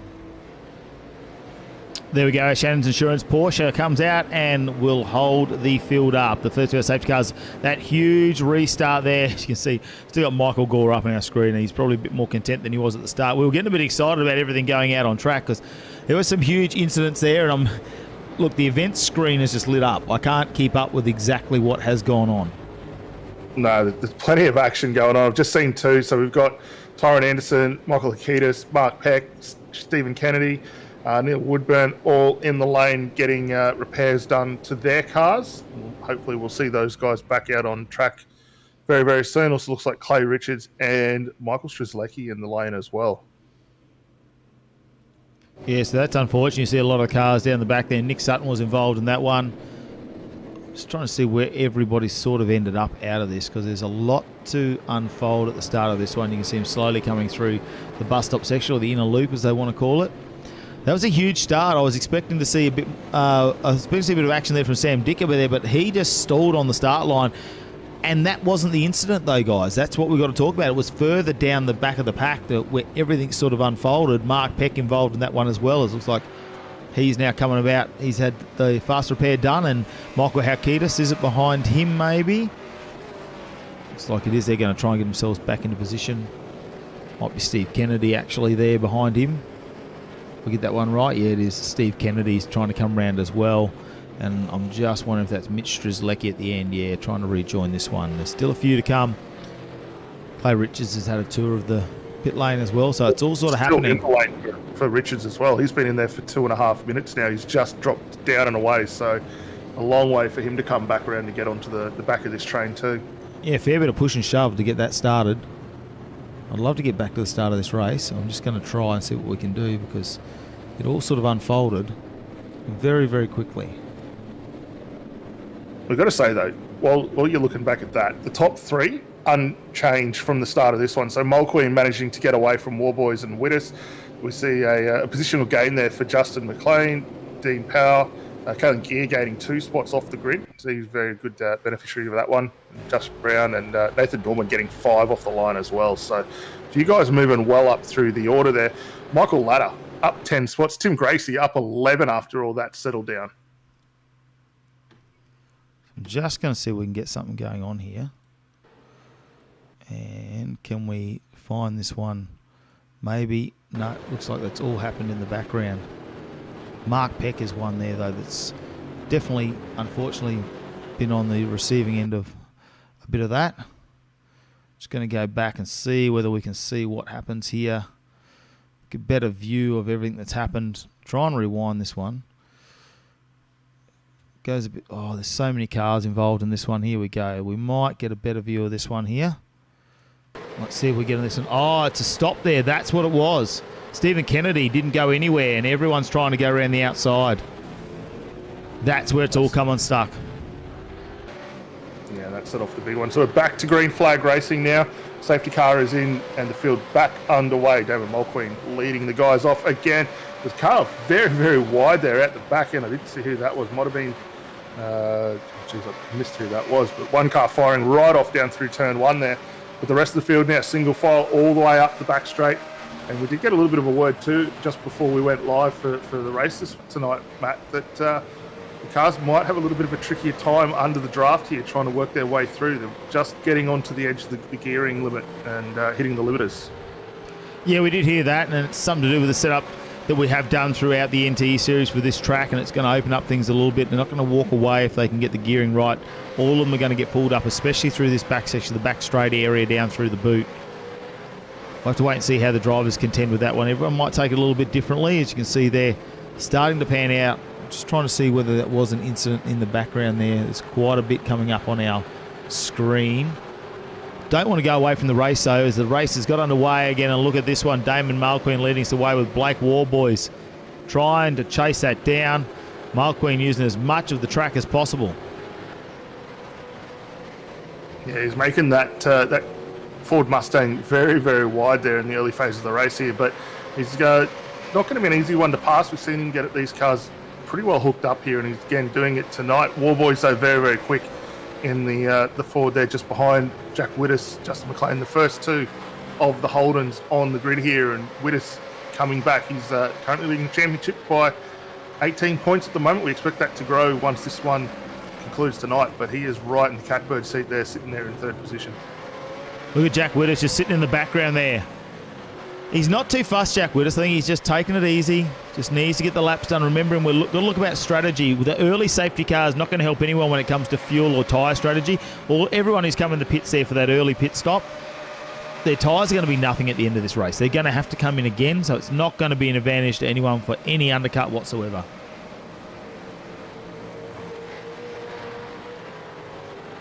So going back to Nathan Norman, I can see him working his way through the field. Needs to watch out. Guy Leach just behind him and Paul Mansell, the Cool Drive cars, starting to push him around the corner. They're looking so much more comfortable, the Cool Drive, when it comes to the supercars. TCR, Guy Leach has a look down the inside. Maybe a dive, doesn't think it's going to happen.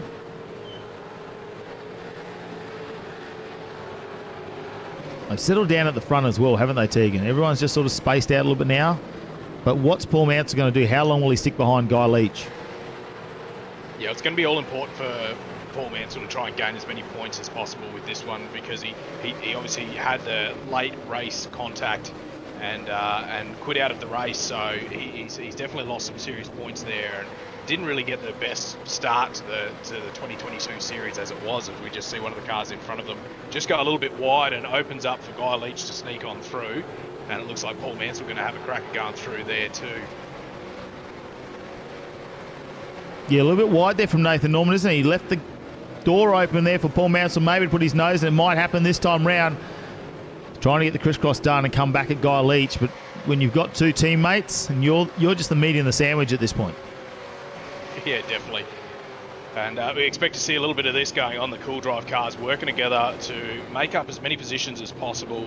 Guy Leach just ahead in the 46 at the moment. Nathan Norman, as you said, in the middle, and Paul Mansell sitting there in behind them. Just starting to spread out a little bit with that battle pack. Good battle pack here, thanks to the pool guys. Look at him banking up behind as well. Ryan Robson now on the end of this one. Maybe he can get himself involved. Then we've got Darren Crosby and Ray Oliver as well, just behind that. Ryan Robson very quick so far when it comes to the supercars, a lot faster than we saw him out in the TCR. Started in position number 12 actually, so he's gone up one position at the moment, Ryan Robson.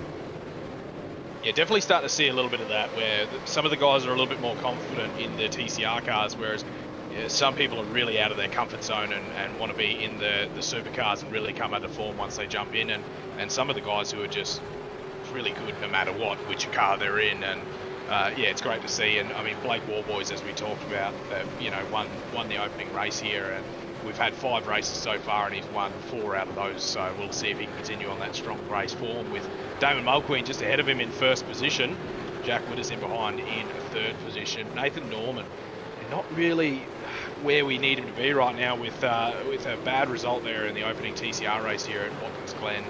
And he's now sitting in 9th position, so really going to change up how the series points are looking, with under 30 minutes to go, sitting in 9th position, just in between Paul Mansell and Guy Leach. Just jumping on with Cameron Edwards at the moment. Look at the amount of damage coming out of this car.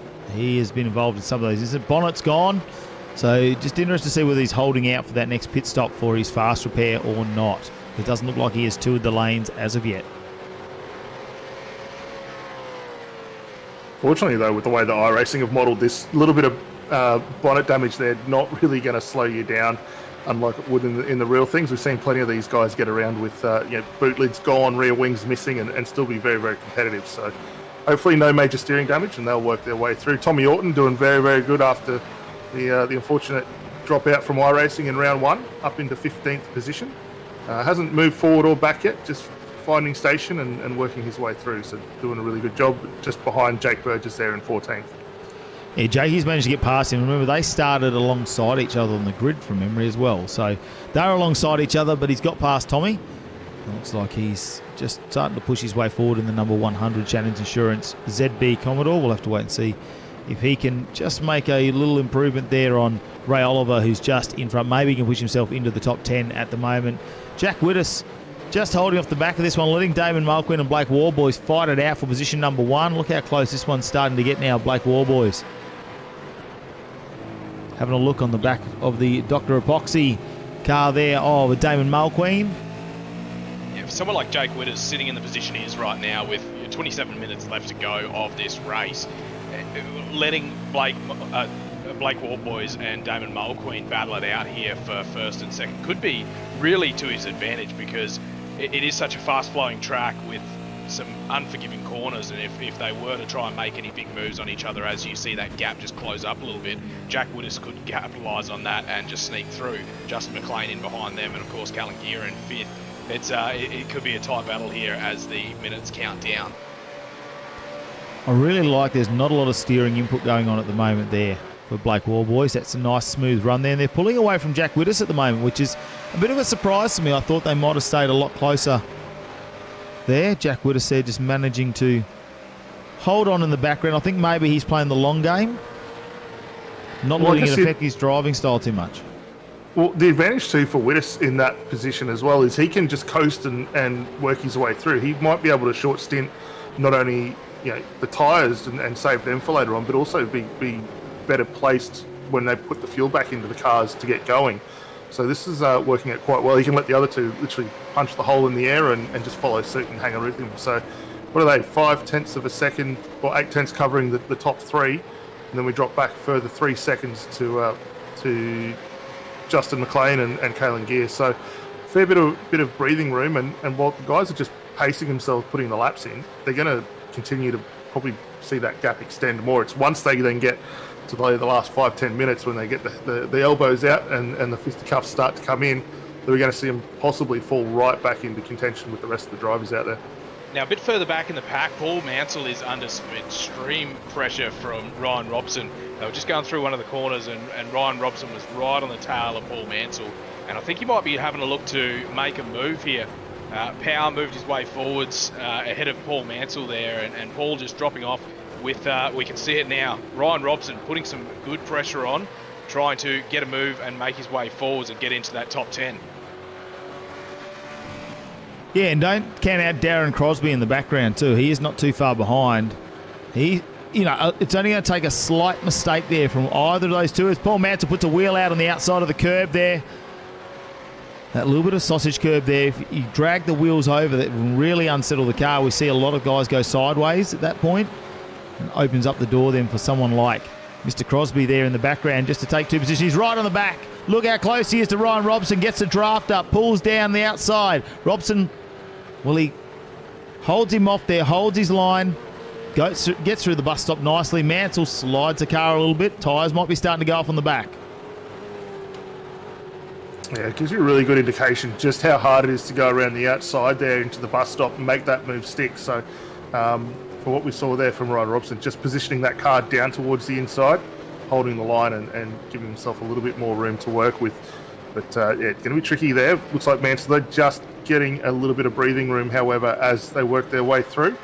Guy Leach now managing to move his way, actually just dropping a position against Nathan Norman now, although it looks like he's just picked that back up. So those guys in a really strong scrap for 6th and 7th position. Just ahead, you can see that just as he fly out a shot there.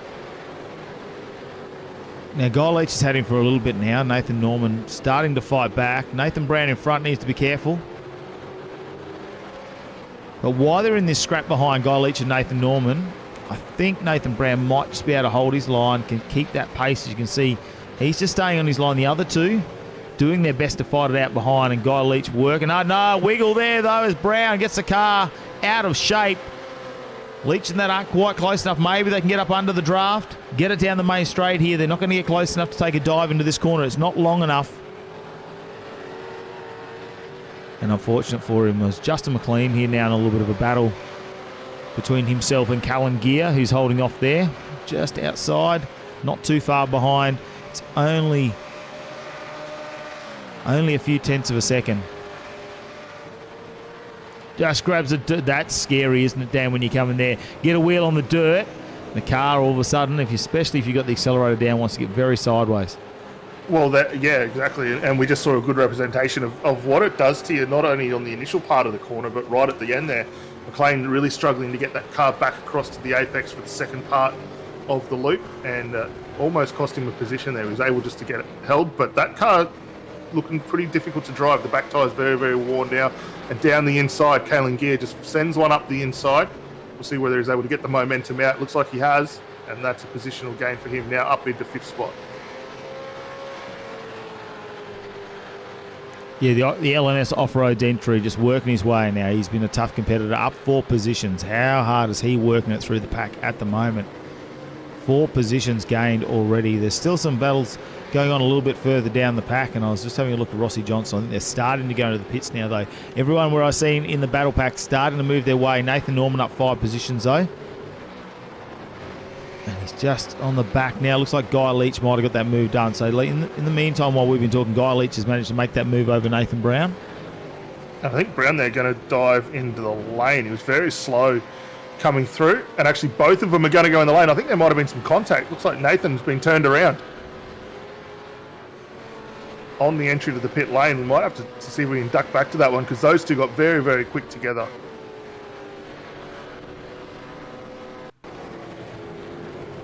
So it might be a late entry here, is it? Oh, huge contact. Yes, a really late entry from Norman there. He just didn't get it slowed up enough in time, pinned the back end of Nathan Brown's car, and for Brown now, that's dropped him back to 9th position. So he's been able to get that car fired and restarted. I didn't see whether he had to go and complete another lap. I think he might have. And he'll be trying to get back into the lane next time through. And here we go. Blake Warboy's now leading us. Damon Mulquin looks like he has gone into the pits. Jack Wittes comfortably behind there by about 0.6 of a second. So the question is, will they respond to this? Will they go into the pits on this lap after the leader did, our effective race leader, or do you think they're going to hold on and see how long they can make these tyres last? Maybe they'll just stretch it out past the halfway mark. We're seeing a lot of the drivers doing exactly what you spoke about, Dan, just cutting the race in half, seeing if they can get that around that 20-minute mark. Very comfortable to get home on fuel from there. They know what the tyres are going to be like towards the end of the race. Some of these drivers, though, may have been a little bit more sedate with their driving, and Jack Wittes looked very smooth there in 3rd position, wasn't pushing the car too hard. Maybe he's going to try and get another 3 or 4 minutes out of these tyres so he can just get that big sprint run to the end. Yeah, and look, I'm maybe a little surprised, but it looks like both these guys covering in now just to cover that move off from Mulqueen. We had the first 3 to 4 minutes under the safety car with the incidents we saw at the beginning of the race there. I might have expected the guys to go just a fraction longer to try and pick that one up, but we'll keep an eye on it. So currently for Mulqueen, he's down in 16th position. He's just coming out of the heel now on his way up towards turn 9. Well, these guys are now just getting to their pit stop, so we'll keep an eye to see where they come out. For Mulqueen, he was stationary for 24 seconds when he came through. So he was very quick down and away. We'll wait to see as he works his way through where he's going to bring himself back into contention.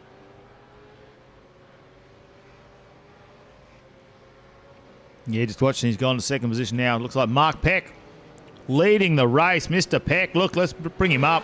Fantastic supporter of the NTE series. He would have been pumped, as his pit crew said, you're in 1st place. Now, Jack Wittes has got out in front of everybody. That is the talking point. I might just go back to that. This is a very important part of the race. Jack Wittes has come out in front of them. We can go back a bit further. Yeah, he just got it in front of him across the line. So there's Mulqueen down into 1. You can see the guys just going on the exit of the lane.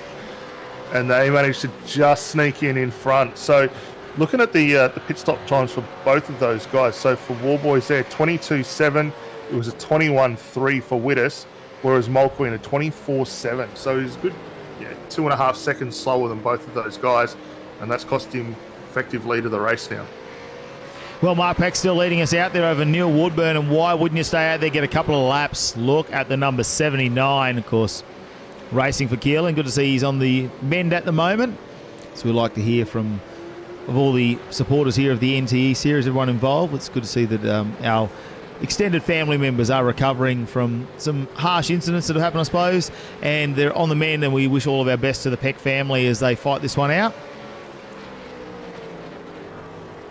Look in the background, though. Jack Widdus needs to be careful. Blake Warboys all over the back.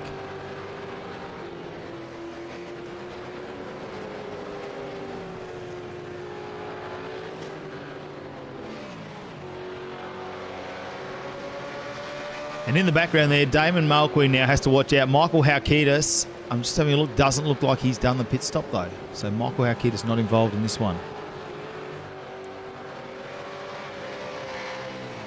I think Mulqueen is just managing to get a bit more of an advantage, although, I mean, he's not going to want to let anyone get past on him, but he'll keep an eye just to see where Halkitis is there. And I think you're right. Halkitis came in very, very early on with that early lap damage, and that was on lap 1 where he came through the lane there. So we'll expect to see that car back in as well.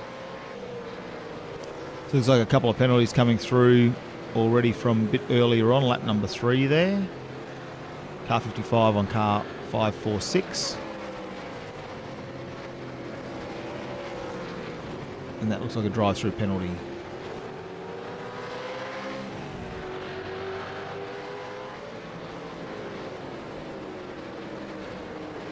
So these two nose tail stills just working their way up through the toe there. Wonder when we're likely to see, though, Mr. Peck and Neil Woodburn come down the lane to get their stops completed for the night. Both those drivers as well we saw in on lap 1. They were part of that big incident also. So they're going to need to come in soon and get those cars topped off.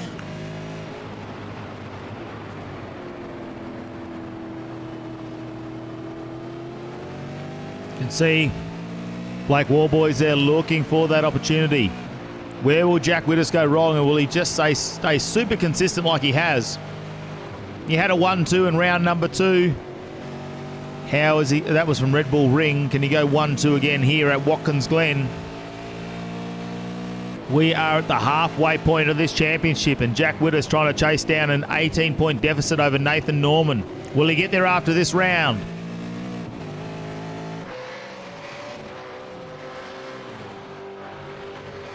Effective race leader, Jack Widdus at the moment. Of course, Mark Peck and Neil Woodburn are 1-2 at the moment on track. However, they have not done their pit stop.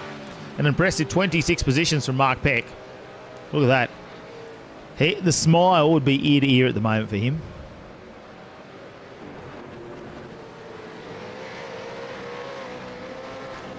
She's using a bit more curb there. Different way they go through the bus stop. Warboy's looking for a little bit of fresh air to put in that car.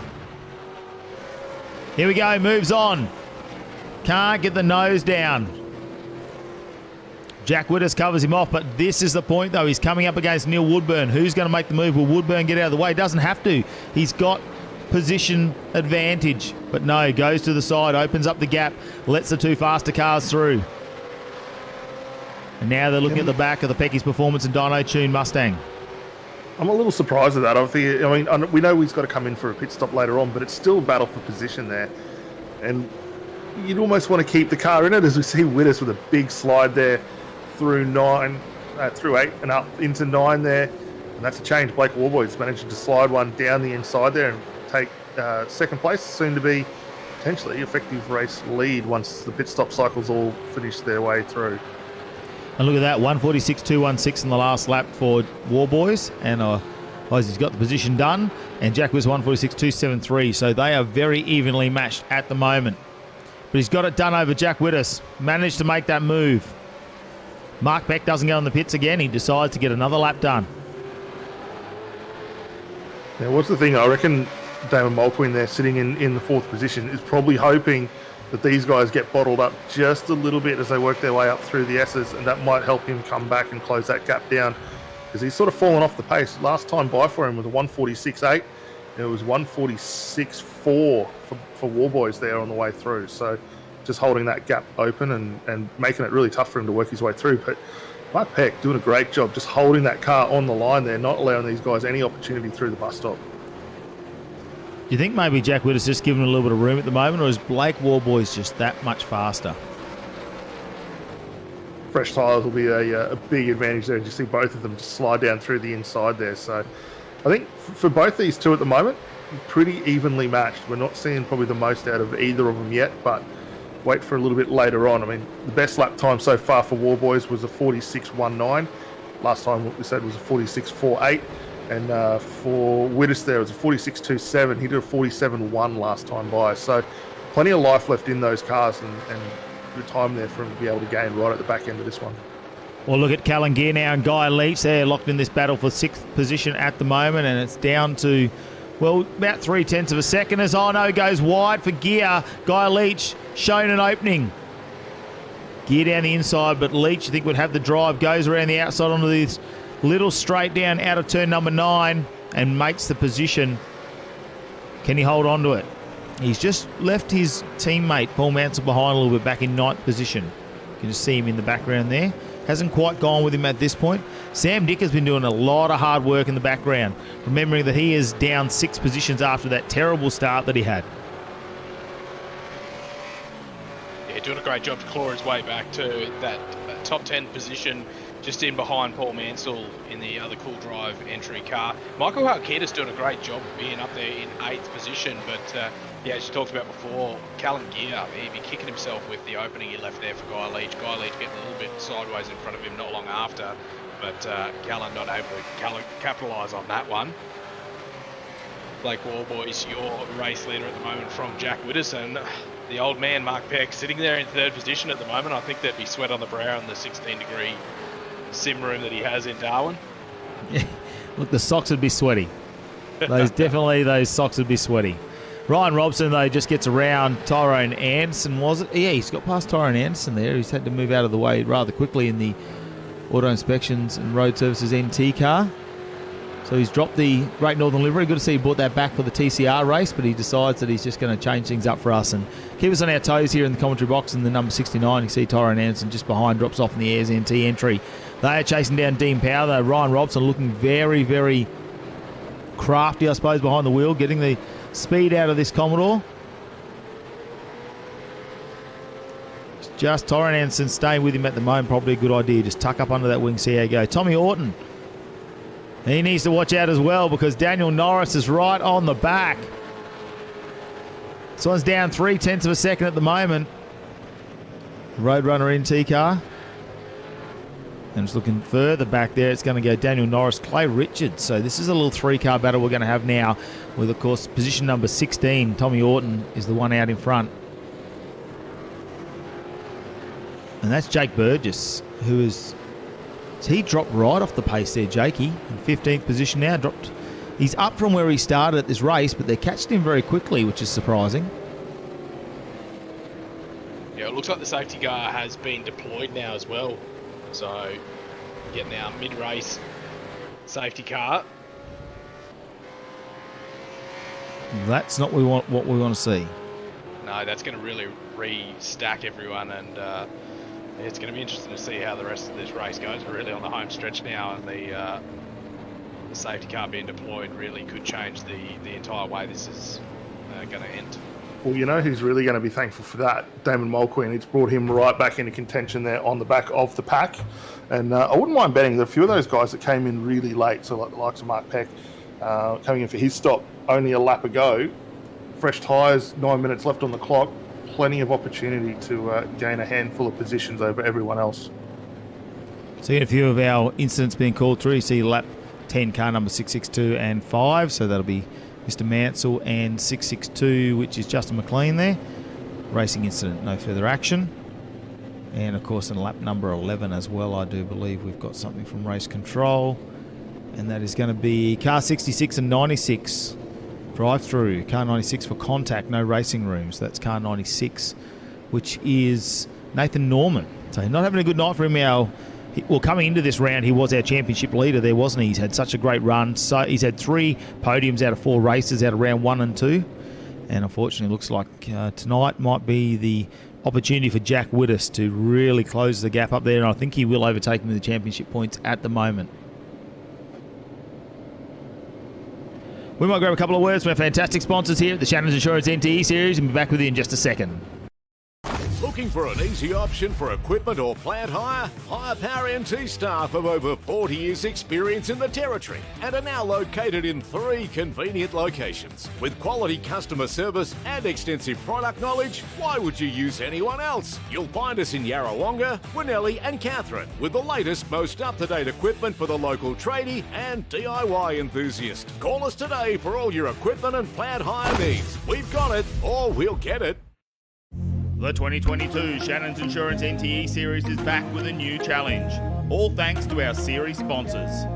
Shannons Insurance, Pecky's Performance and Dyno Tuning, Mansell Photography, NP Style Signage and Graphics, Auto Inspections and Road Services NT, West Oz Roof Restorations, Higher Power NT, Pool Guys Adelaide, Pool Drive, and Maddicap Media.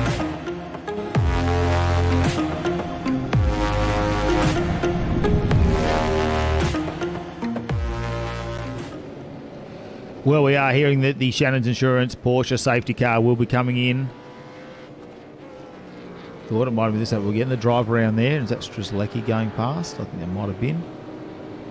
So it looks like we might get one more lap under safety car, is it? Yeah, it looks like they're just increasing the speeds now from what we can hear, so pace should start to pick up a bit and back underway the next time by. So who was that? Was that Strzelecki? Yeah, that's got to try and now make his way around to the back of the train. Look, our track map there, Strzelecki now, position number 35, has to do all that work, try and get on the back of the pack. He's got 1 lap to do it. Catch up. I think Tim Gracie might have dropped off of our webcam there. He's decided, you know what, it's time to go and rest the pink cast. Is Michael Gore. He's got the fans on, so he's a cool, calm, collected driver. Look at that. Doesn't have to do hashtag filthy Mo. It's like a broom hanging off his mouth. He goes sweep the floor with that. Caught up in the breeze. Do you think he shaves the gap in the middle, or that's a natural gap? Oh, you'd hope he shaves it in the middle, wouldn't you? You'd hope so. I just want to, think he's Mario from Mario and Luigi. Is he? Mario. Absolutely. Oh, of course, you can grab everything with the Breaking Late podcast every Thursday after the race. So every Thursday after the race, don't forget the Breaking Late podcast is up. You can check that out. Of course, they are catching up with all of our wildcard entries, our winners, and everybody else involved in the series. So check them out, the Breaking Late podcast. You can find them all your areas. Check them out on social media, Facebook, and all the lights. As the pace picks up, we're about to get back underway. Not too long now till the safety car will go back into its position in pit lane. 5.5 minutes left in this race, the supercar race. After 35 minutes, here we go. Blake Warboys is leading. Jack Widders behind, and now Damon Mulqueen is right on the back. They had a bit of a gap. Jack Widders, I don't know why he's leaving so much space at the moment. We don't want that. We don't want the space. The restart's going to be very important for these top 3. They've been there since the start. Jack Widders has made up 1 position. Blake Warboys also up 1 position. It's Damon Mulqueen who's dropped down 2 with the what has been the pit lane when they've decided to go into the pits. Safety car moves away. Let's check it out. We'll leave Michael Gore in the background there and we'll see exactly what happens to him on this restart. The number 39 car. He's a bit down the field. We'll see how he goes.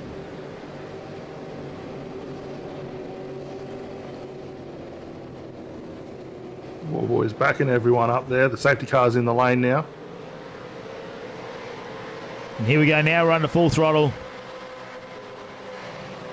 Hopefully we don't see too much in the background. Is that Ryan Robson moving around? Not quite sure. Here we go. Oh, no. Is that Sam Dicker? Spots it through the gap. That is Sam Dicker. It's a big moment there. See if we can grab that one.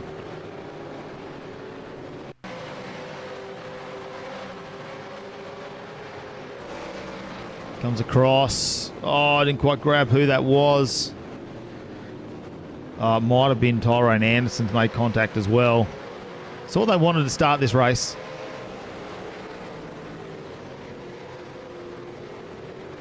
So the top two back at it again, Warboys and Widdus, not too far away. Mulqueen just sitting in the back there waiting to go. Kalen Gear now up in that 4th position spot. Guy Leach right behind him. Neil Woodburn sitting there in 7th position. But we've got a bit of a gap now. The top 3 just managed to eke out a little bit of time advantage over 4th, 5th and 6th. Watch out for Guy Leach on a bit of a move there in position number 5 now. Ryan Robson straight behind. Then it goes Neil Woodburn, Dean Powell and Paul Mansell. Back to Jake Burgess, who's now up into 10th position.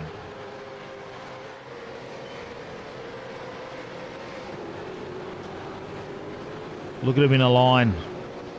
Callangear's just got a little bit of a breathing space. Oh no, look at him go side by side. Paul Mansell starting to push his way through in 8th position. It's him and Dean Powell. Let's check a replay out on that one, see if we can get a bit closer to the action. It's almost like they just ran each other out of room there on the exit of 9, and unfortunately there Mansell just gets it hard into the wall. He was fortunate to get the brakes on in time to stop him going back across the track as the rest of the field filters through. Yeah, that's But that's unfortunate. good races, 2 big hits. The question is, will we get the RQ? The big RQ. Bit of rage in the cage.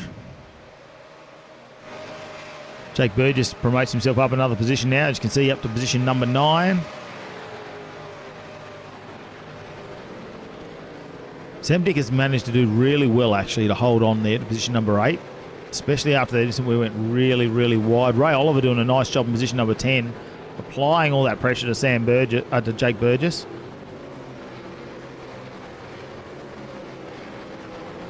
Good old Jack Burgers weekend. Wonder how that was down the river. Just having a look in the background. Is this Daniel and Sean Norris, the 2 brothers going at it for position number 12? Sean Norris, look, he's got to do all the hard work because he's just using his arms. Of course, gold medalist for Australia when it comes to the Paralympics, especially in the basketball. Represented us. Just misses the braking markers there. As you can see, Dan Norris gets a bit of an advantage there. Closes the gap up to Tommy Orton just in front. This might be a nice little battle. Oh, him getting a bit. I think we'll see one more lap. We've got 56 seconds on the clock here left to go. The white flag flying there as the guys come across. So last chance here for Witters. He's going to throw one down the inside. See whether he's able to pull this off. Not quite close enough, but he's running. They both run very, very wide on the exit there. Got to be careful not to pick up those time penalties that we spoke of earlier on. Yes, probably not what they wanted to see there, was it? Jack Witter said runs him a little bit wide. They can't take advantage of it. Probably a good idea, though, to pull back in behind. Look how close it is. They're side by side. Oh, no. We don't even see a time between them. Jack Widdus takes the lead for a second. Can he hold on to it? They're side by side through the bus stop. Oh, contact made. Warboy sideways, holds on to it. Mulqueen looks like he goes through. Yeah, Mulqueen gets through there. Keep an eye on that because he might make another move here as they work their way through. Oh, we didn't quite grab that one. We want to get back live, though, to finish this race off. Well, we're going to have to wait and see what happens on that one with race control.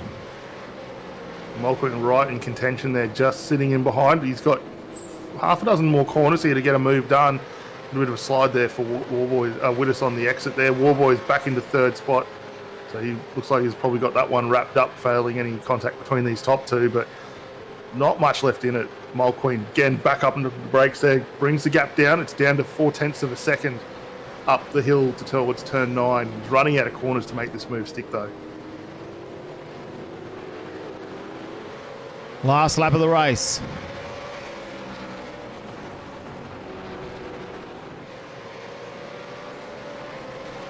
It's going to come down to the final corner. They get the drive out. Mulqueen Isn't going to make it up. Widders looks like he's going to get the win. 2 from 2 again, and we wait to hear what safety from our race control to see what happens. Black Warboys there. Oh, there's going to be some big celebration, I think, from Tommy Orton there as everyone starts to get on the brakes. They all start to pull up from this one as they go through. See there the checkered flag coming out for so many people. Jack Widders, Mail Queen. Then it's Warboys, Callan Gear, Guy Leach, Ryan Robson. That's a nice finish from him in 6th. Neil Woodburn in 7th. Sam Dicker in 8th, Jake Burgess 9th, and Ray Oliver there in 10th as the celebrations get underway. Well, we've got to go and find a couple of people when it comes to the celebrations. One's going to be Tyrone Anderson. Well, we know we're going to go find the number 77. Where is he? Tommy Orton, because this is where he shines. This is the part of the race where Tommy Orton always comes number 1. The Roadrunner NT entry is the burnout competition to finalise race number 2 here tonight of round 3 of the NTE series from Watkins Glen, all thanks to Shannons Insurance. While they get their celebration underway, let's check out our race results.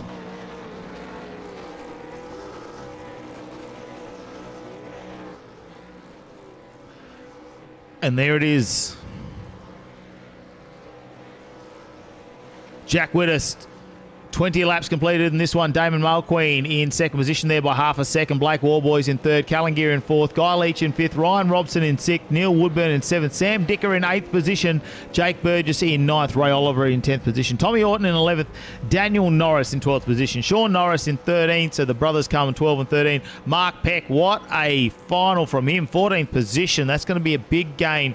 I'm just having a look up there. 13 positions for him. Tyrone Anderson in 15th. Nathan Brown in 16th. Rossi Johnson 17th. Bradley Minchell in 18th. James Etz in 19th. Then it goes to Darren Crosby in 20th. Michael Halkitis in 21st. Stephen Kennedy in 22nd. 23rd was Shane Ewens. Cameron Edwards in 24th. Michael Latta 25th. Michael Gore in 26th. 27th was Paul Mansell after that incident. 28th, Timmy Driscoll. 29th, Dylan Saints. 30th was Justin McLean. 31st, Mitch Strzelecki. 32nd, Richard Barella. Kevin Norman in 33rd. Nick Sutton in 34th.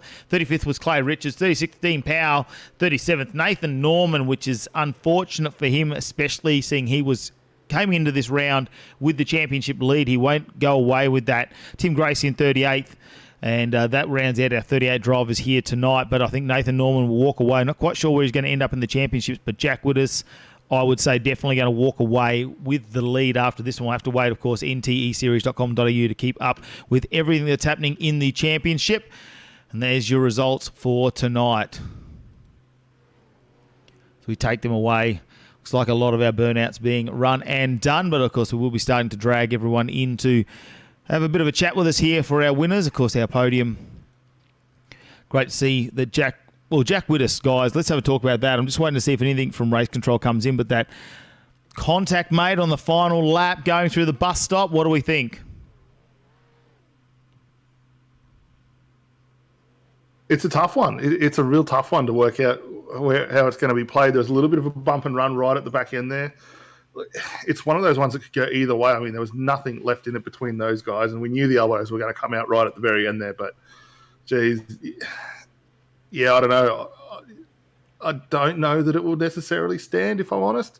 But again, we've got to wait for race control to probably give us the final say on how that one is. Yeah, and I haven't seen anything come through on the live race control. I dare say they're probably having a few words of race control at the moment. Everyone will be in there having their piece at the end of the race. What I might do is catch up with, maybe let's just bring in Damon Mulqueen at the moment, who got 2nd position, because I think for Damon, I mean, he's worked hard to get in there, and maybe we might just grab Damon in here very live with us in the commentary box. Damon, good to get you here tonight. Got yourself a 2nd position there in the supercar race. Yeah, I'm not going to complain. Finally making it onto the podium, the V8. I was hoping it would have come a wee bit earlier, but it just hasn't been the way it's gone, unfortunately.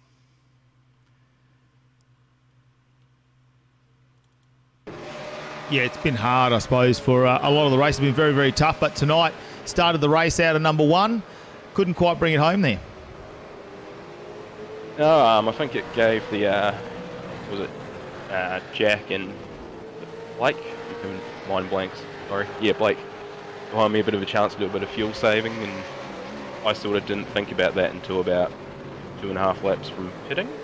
So I definitely didn't do as much as what I could, but then I think once I came in, trying to catch back up to them, because of the difference in the fuel numbers in the lane.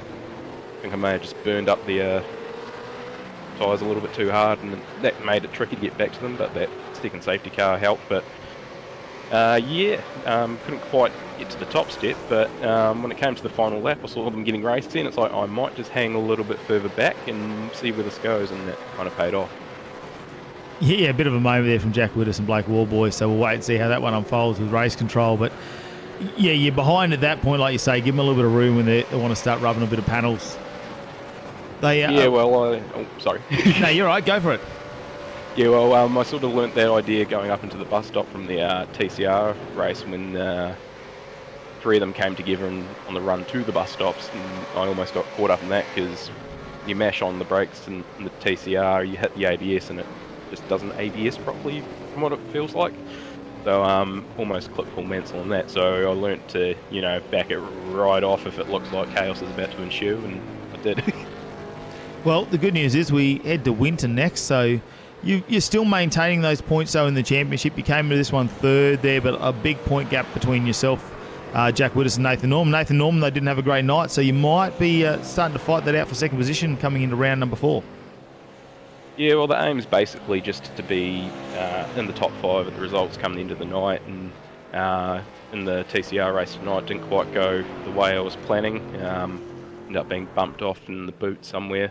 Can't remember what corner or what its corner name is because I don't learn the names, I just drive around them. So yeah, and I think I finished down in about 14th or so, roughly. So managed to recover from about 20th, I want to say, but I wasn't really focused on where I was. So yeah, hopefully for the next 2 rounds we can just have decent top 5 results and hopefully hold on to or stay around third in the championship. Podium's the goal. Podium's always the goal. We love to get you on the podium, mate, and have a chat with you. But yeah, it's great to have you up here. Like you say, you've just been outside there a couple of times.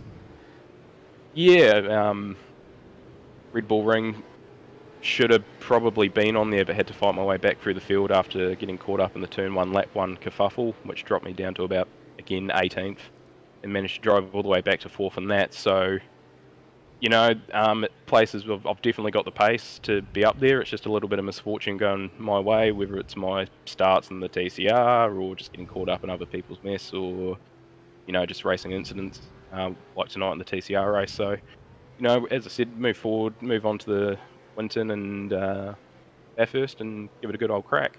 Well, thanks for your time tonight and congratulations on getting number 2 in the podium. Cheers, boys. Well, there you go, boys. It's one of those incidents, I suppose. You're sitting back there, you're watching the boys fight it out between Jack Widders and Blake Warboys. And just like he said, Damon said, give them a bit of room and see what happens. I think that's a smart, especially in that sort of situation. If you can just sit back, let those top 2 scrap it out, and be there to pick up the crumbs, that's all you need. And like Damon said, it's all about points in this one. Yeah, definitely just putting those points together. We might grab Jack Widders, though, Tegan, because I think we don't have anything from race control, but let's get him in, Tegan, and have a chat with him. Jack Widders joining us live in the commentary box. Hey boys, how you going? Well, we're doing good. Yes. Yeah, we're a bit slow this time of the night, but no, going good. Great result here for you tonight with picking up the win. Obviously a bit of a big race there towards the end of it, and it all really came down to the race, the last lap. How was it for you? Yeah, it was absolutely awesome battling Blake there and Damon, and yeah, it was pretty wild right at the end there. I got a really good run coming out of turn 1. Had to run up the hill, and I went as far left as I could on the entry, and then on the grass, or almost on the grass on the inside, but unfortunately still made contact there, and Blake was there, but still happy to get the win though. Yeah, sometimes some of those things with racing happens. How have you found the transition between the TCR cars and the V8s here? Like at the start of the season, I was really struggling, but I feel like I'm picking it up a little bit more. I was quite surprised with the results tonight because I haven't managed to do any practice at all this week, apart from 20 minutes before the race. So yeah, really happy to be here. Yeah, definitely can't complain there without much practice. Few sponsors you'd like to thank while you're here? Not so much sponsors, but yeah, thanks to the family and everyone watching back home, and for you guys for putting this on. Yeah, no problems. All right, Jack, well, we'll let you go, and congratulations on the win, and we look forward to seeing you in round 4. Thanks, guys. All right, well, there you go. Came in there, not too much controversy there from Jack Widders. Just saying it's a racing incident, so we'll have to wait and see how our race control do that. Of course, race control 24/7 on board for the Shannons Insurance NTE series. I don't know. Blake Warboys, I can't find him. I can't find him in our chat. He may not be in the mood to talk. No, I think you might be right there, Matty. Great night of racing here for round 3 at Watkins Glen. It was exactly what I would have thought. You know, the racing in TCR was fantastic, and then, you know, it just heated up for the V8s. It's after having a run around the track here earlier on today, I expected some of the racing to be exactly like this, and a lot of changes in the point score to come, I think, here, boys. Yeah, we're going to have to look at things like Sam Dicker tried to put his nose in there, did really well in the TCR. Unfortunately, in the supercar, we know he had an incident there at the start of the race. Jack Widders goes 2 from 2 again, although we will wait to get the final adjudication on that one officially throughout the week. We'll have to wait, of course, tune into the podcast, the Breaking Late podcast, to find out exactly how that unfolds. Also, Justin McLean did really well in the TCR, not so good when it came to the supercar again. Guy Leach and Pell Mansell did so much better in the supercar, so they're definitely loving the bigger cars. Seems to be where they've got their niche when it comes to that one. Blake Warboys, well, will he end up 3rd, or will he get promoted a little bit after that racing incident in the final bus stop, final lap? That is what it's all going to come down to. But either way, unless Jack Widders loses a whole heap of positions, the biggest one out of this week is Nathan Norman did not have a round to remember.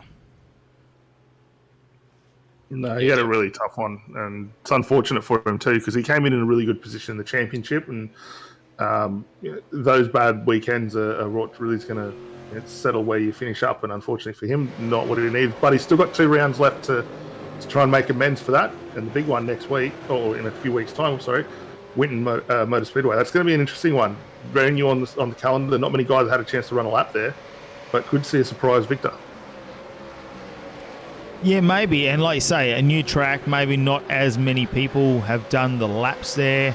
The fixed setup's going to be something very different, because you're not going to have the hours and hours of input that we probably had from the other tracks, I suppose, for when we get down there. Maybe we'll see a change with a few weeks off now before we head off to Winton. Will we see a change in the fixed setup? And a lot of people trying them out, having a look at them. I'm sure there'll be some conversations there between the event organisers and everybody who's doing the lap. So we'll have to wait and see. It's another big one. We'll see how it all unfolds. Don't forget, make sure you get to the website. That's what you need to do if you want to check out everything that's happening. nteseries.com.au. We've had our live results up there. Our championship standings will be updated, and you'll find out exactly what's happening coming into Winton. I want to thank everybody for watching tonight. We can't thank you enough for being part of the NTE series. To everybody out there, we'll let you know, of course, the Breaking Late podcast on Thursday night. Check that one out to find out exactly what happens between Blake Warboys and Jack Widders. Thanks, everyone, for watching. We'll see you in a few weeks coming from Winton. Looking for an easy option for equipment or plant hire? Hire Power NT staff have over 40 years experience in the Territory and are now located in 3 convenient locations. With quality customer service and extensive product knowledge, why would you use anyone else? You'll find us in Yarrawonga, Winnelli and Katherine with the latest, most up-to-date equipment for the local tradie and DIY enthusiast. Call us today for all your equipment and plant hire needs. We've got it, or we'll get it.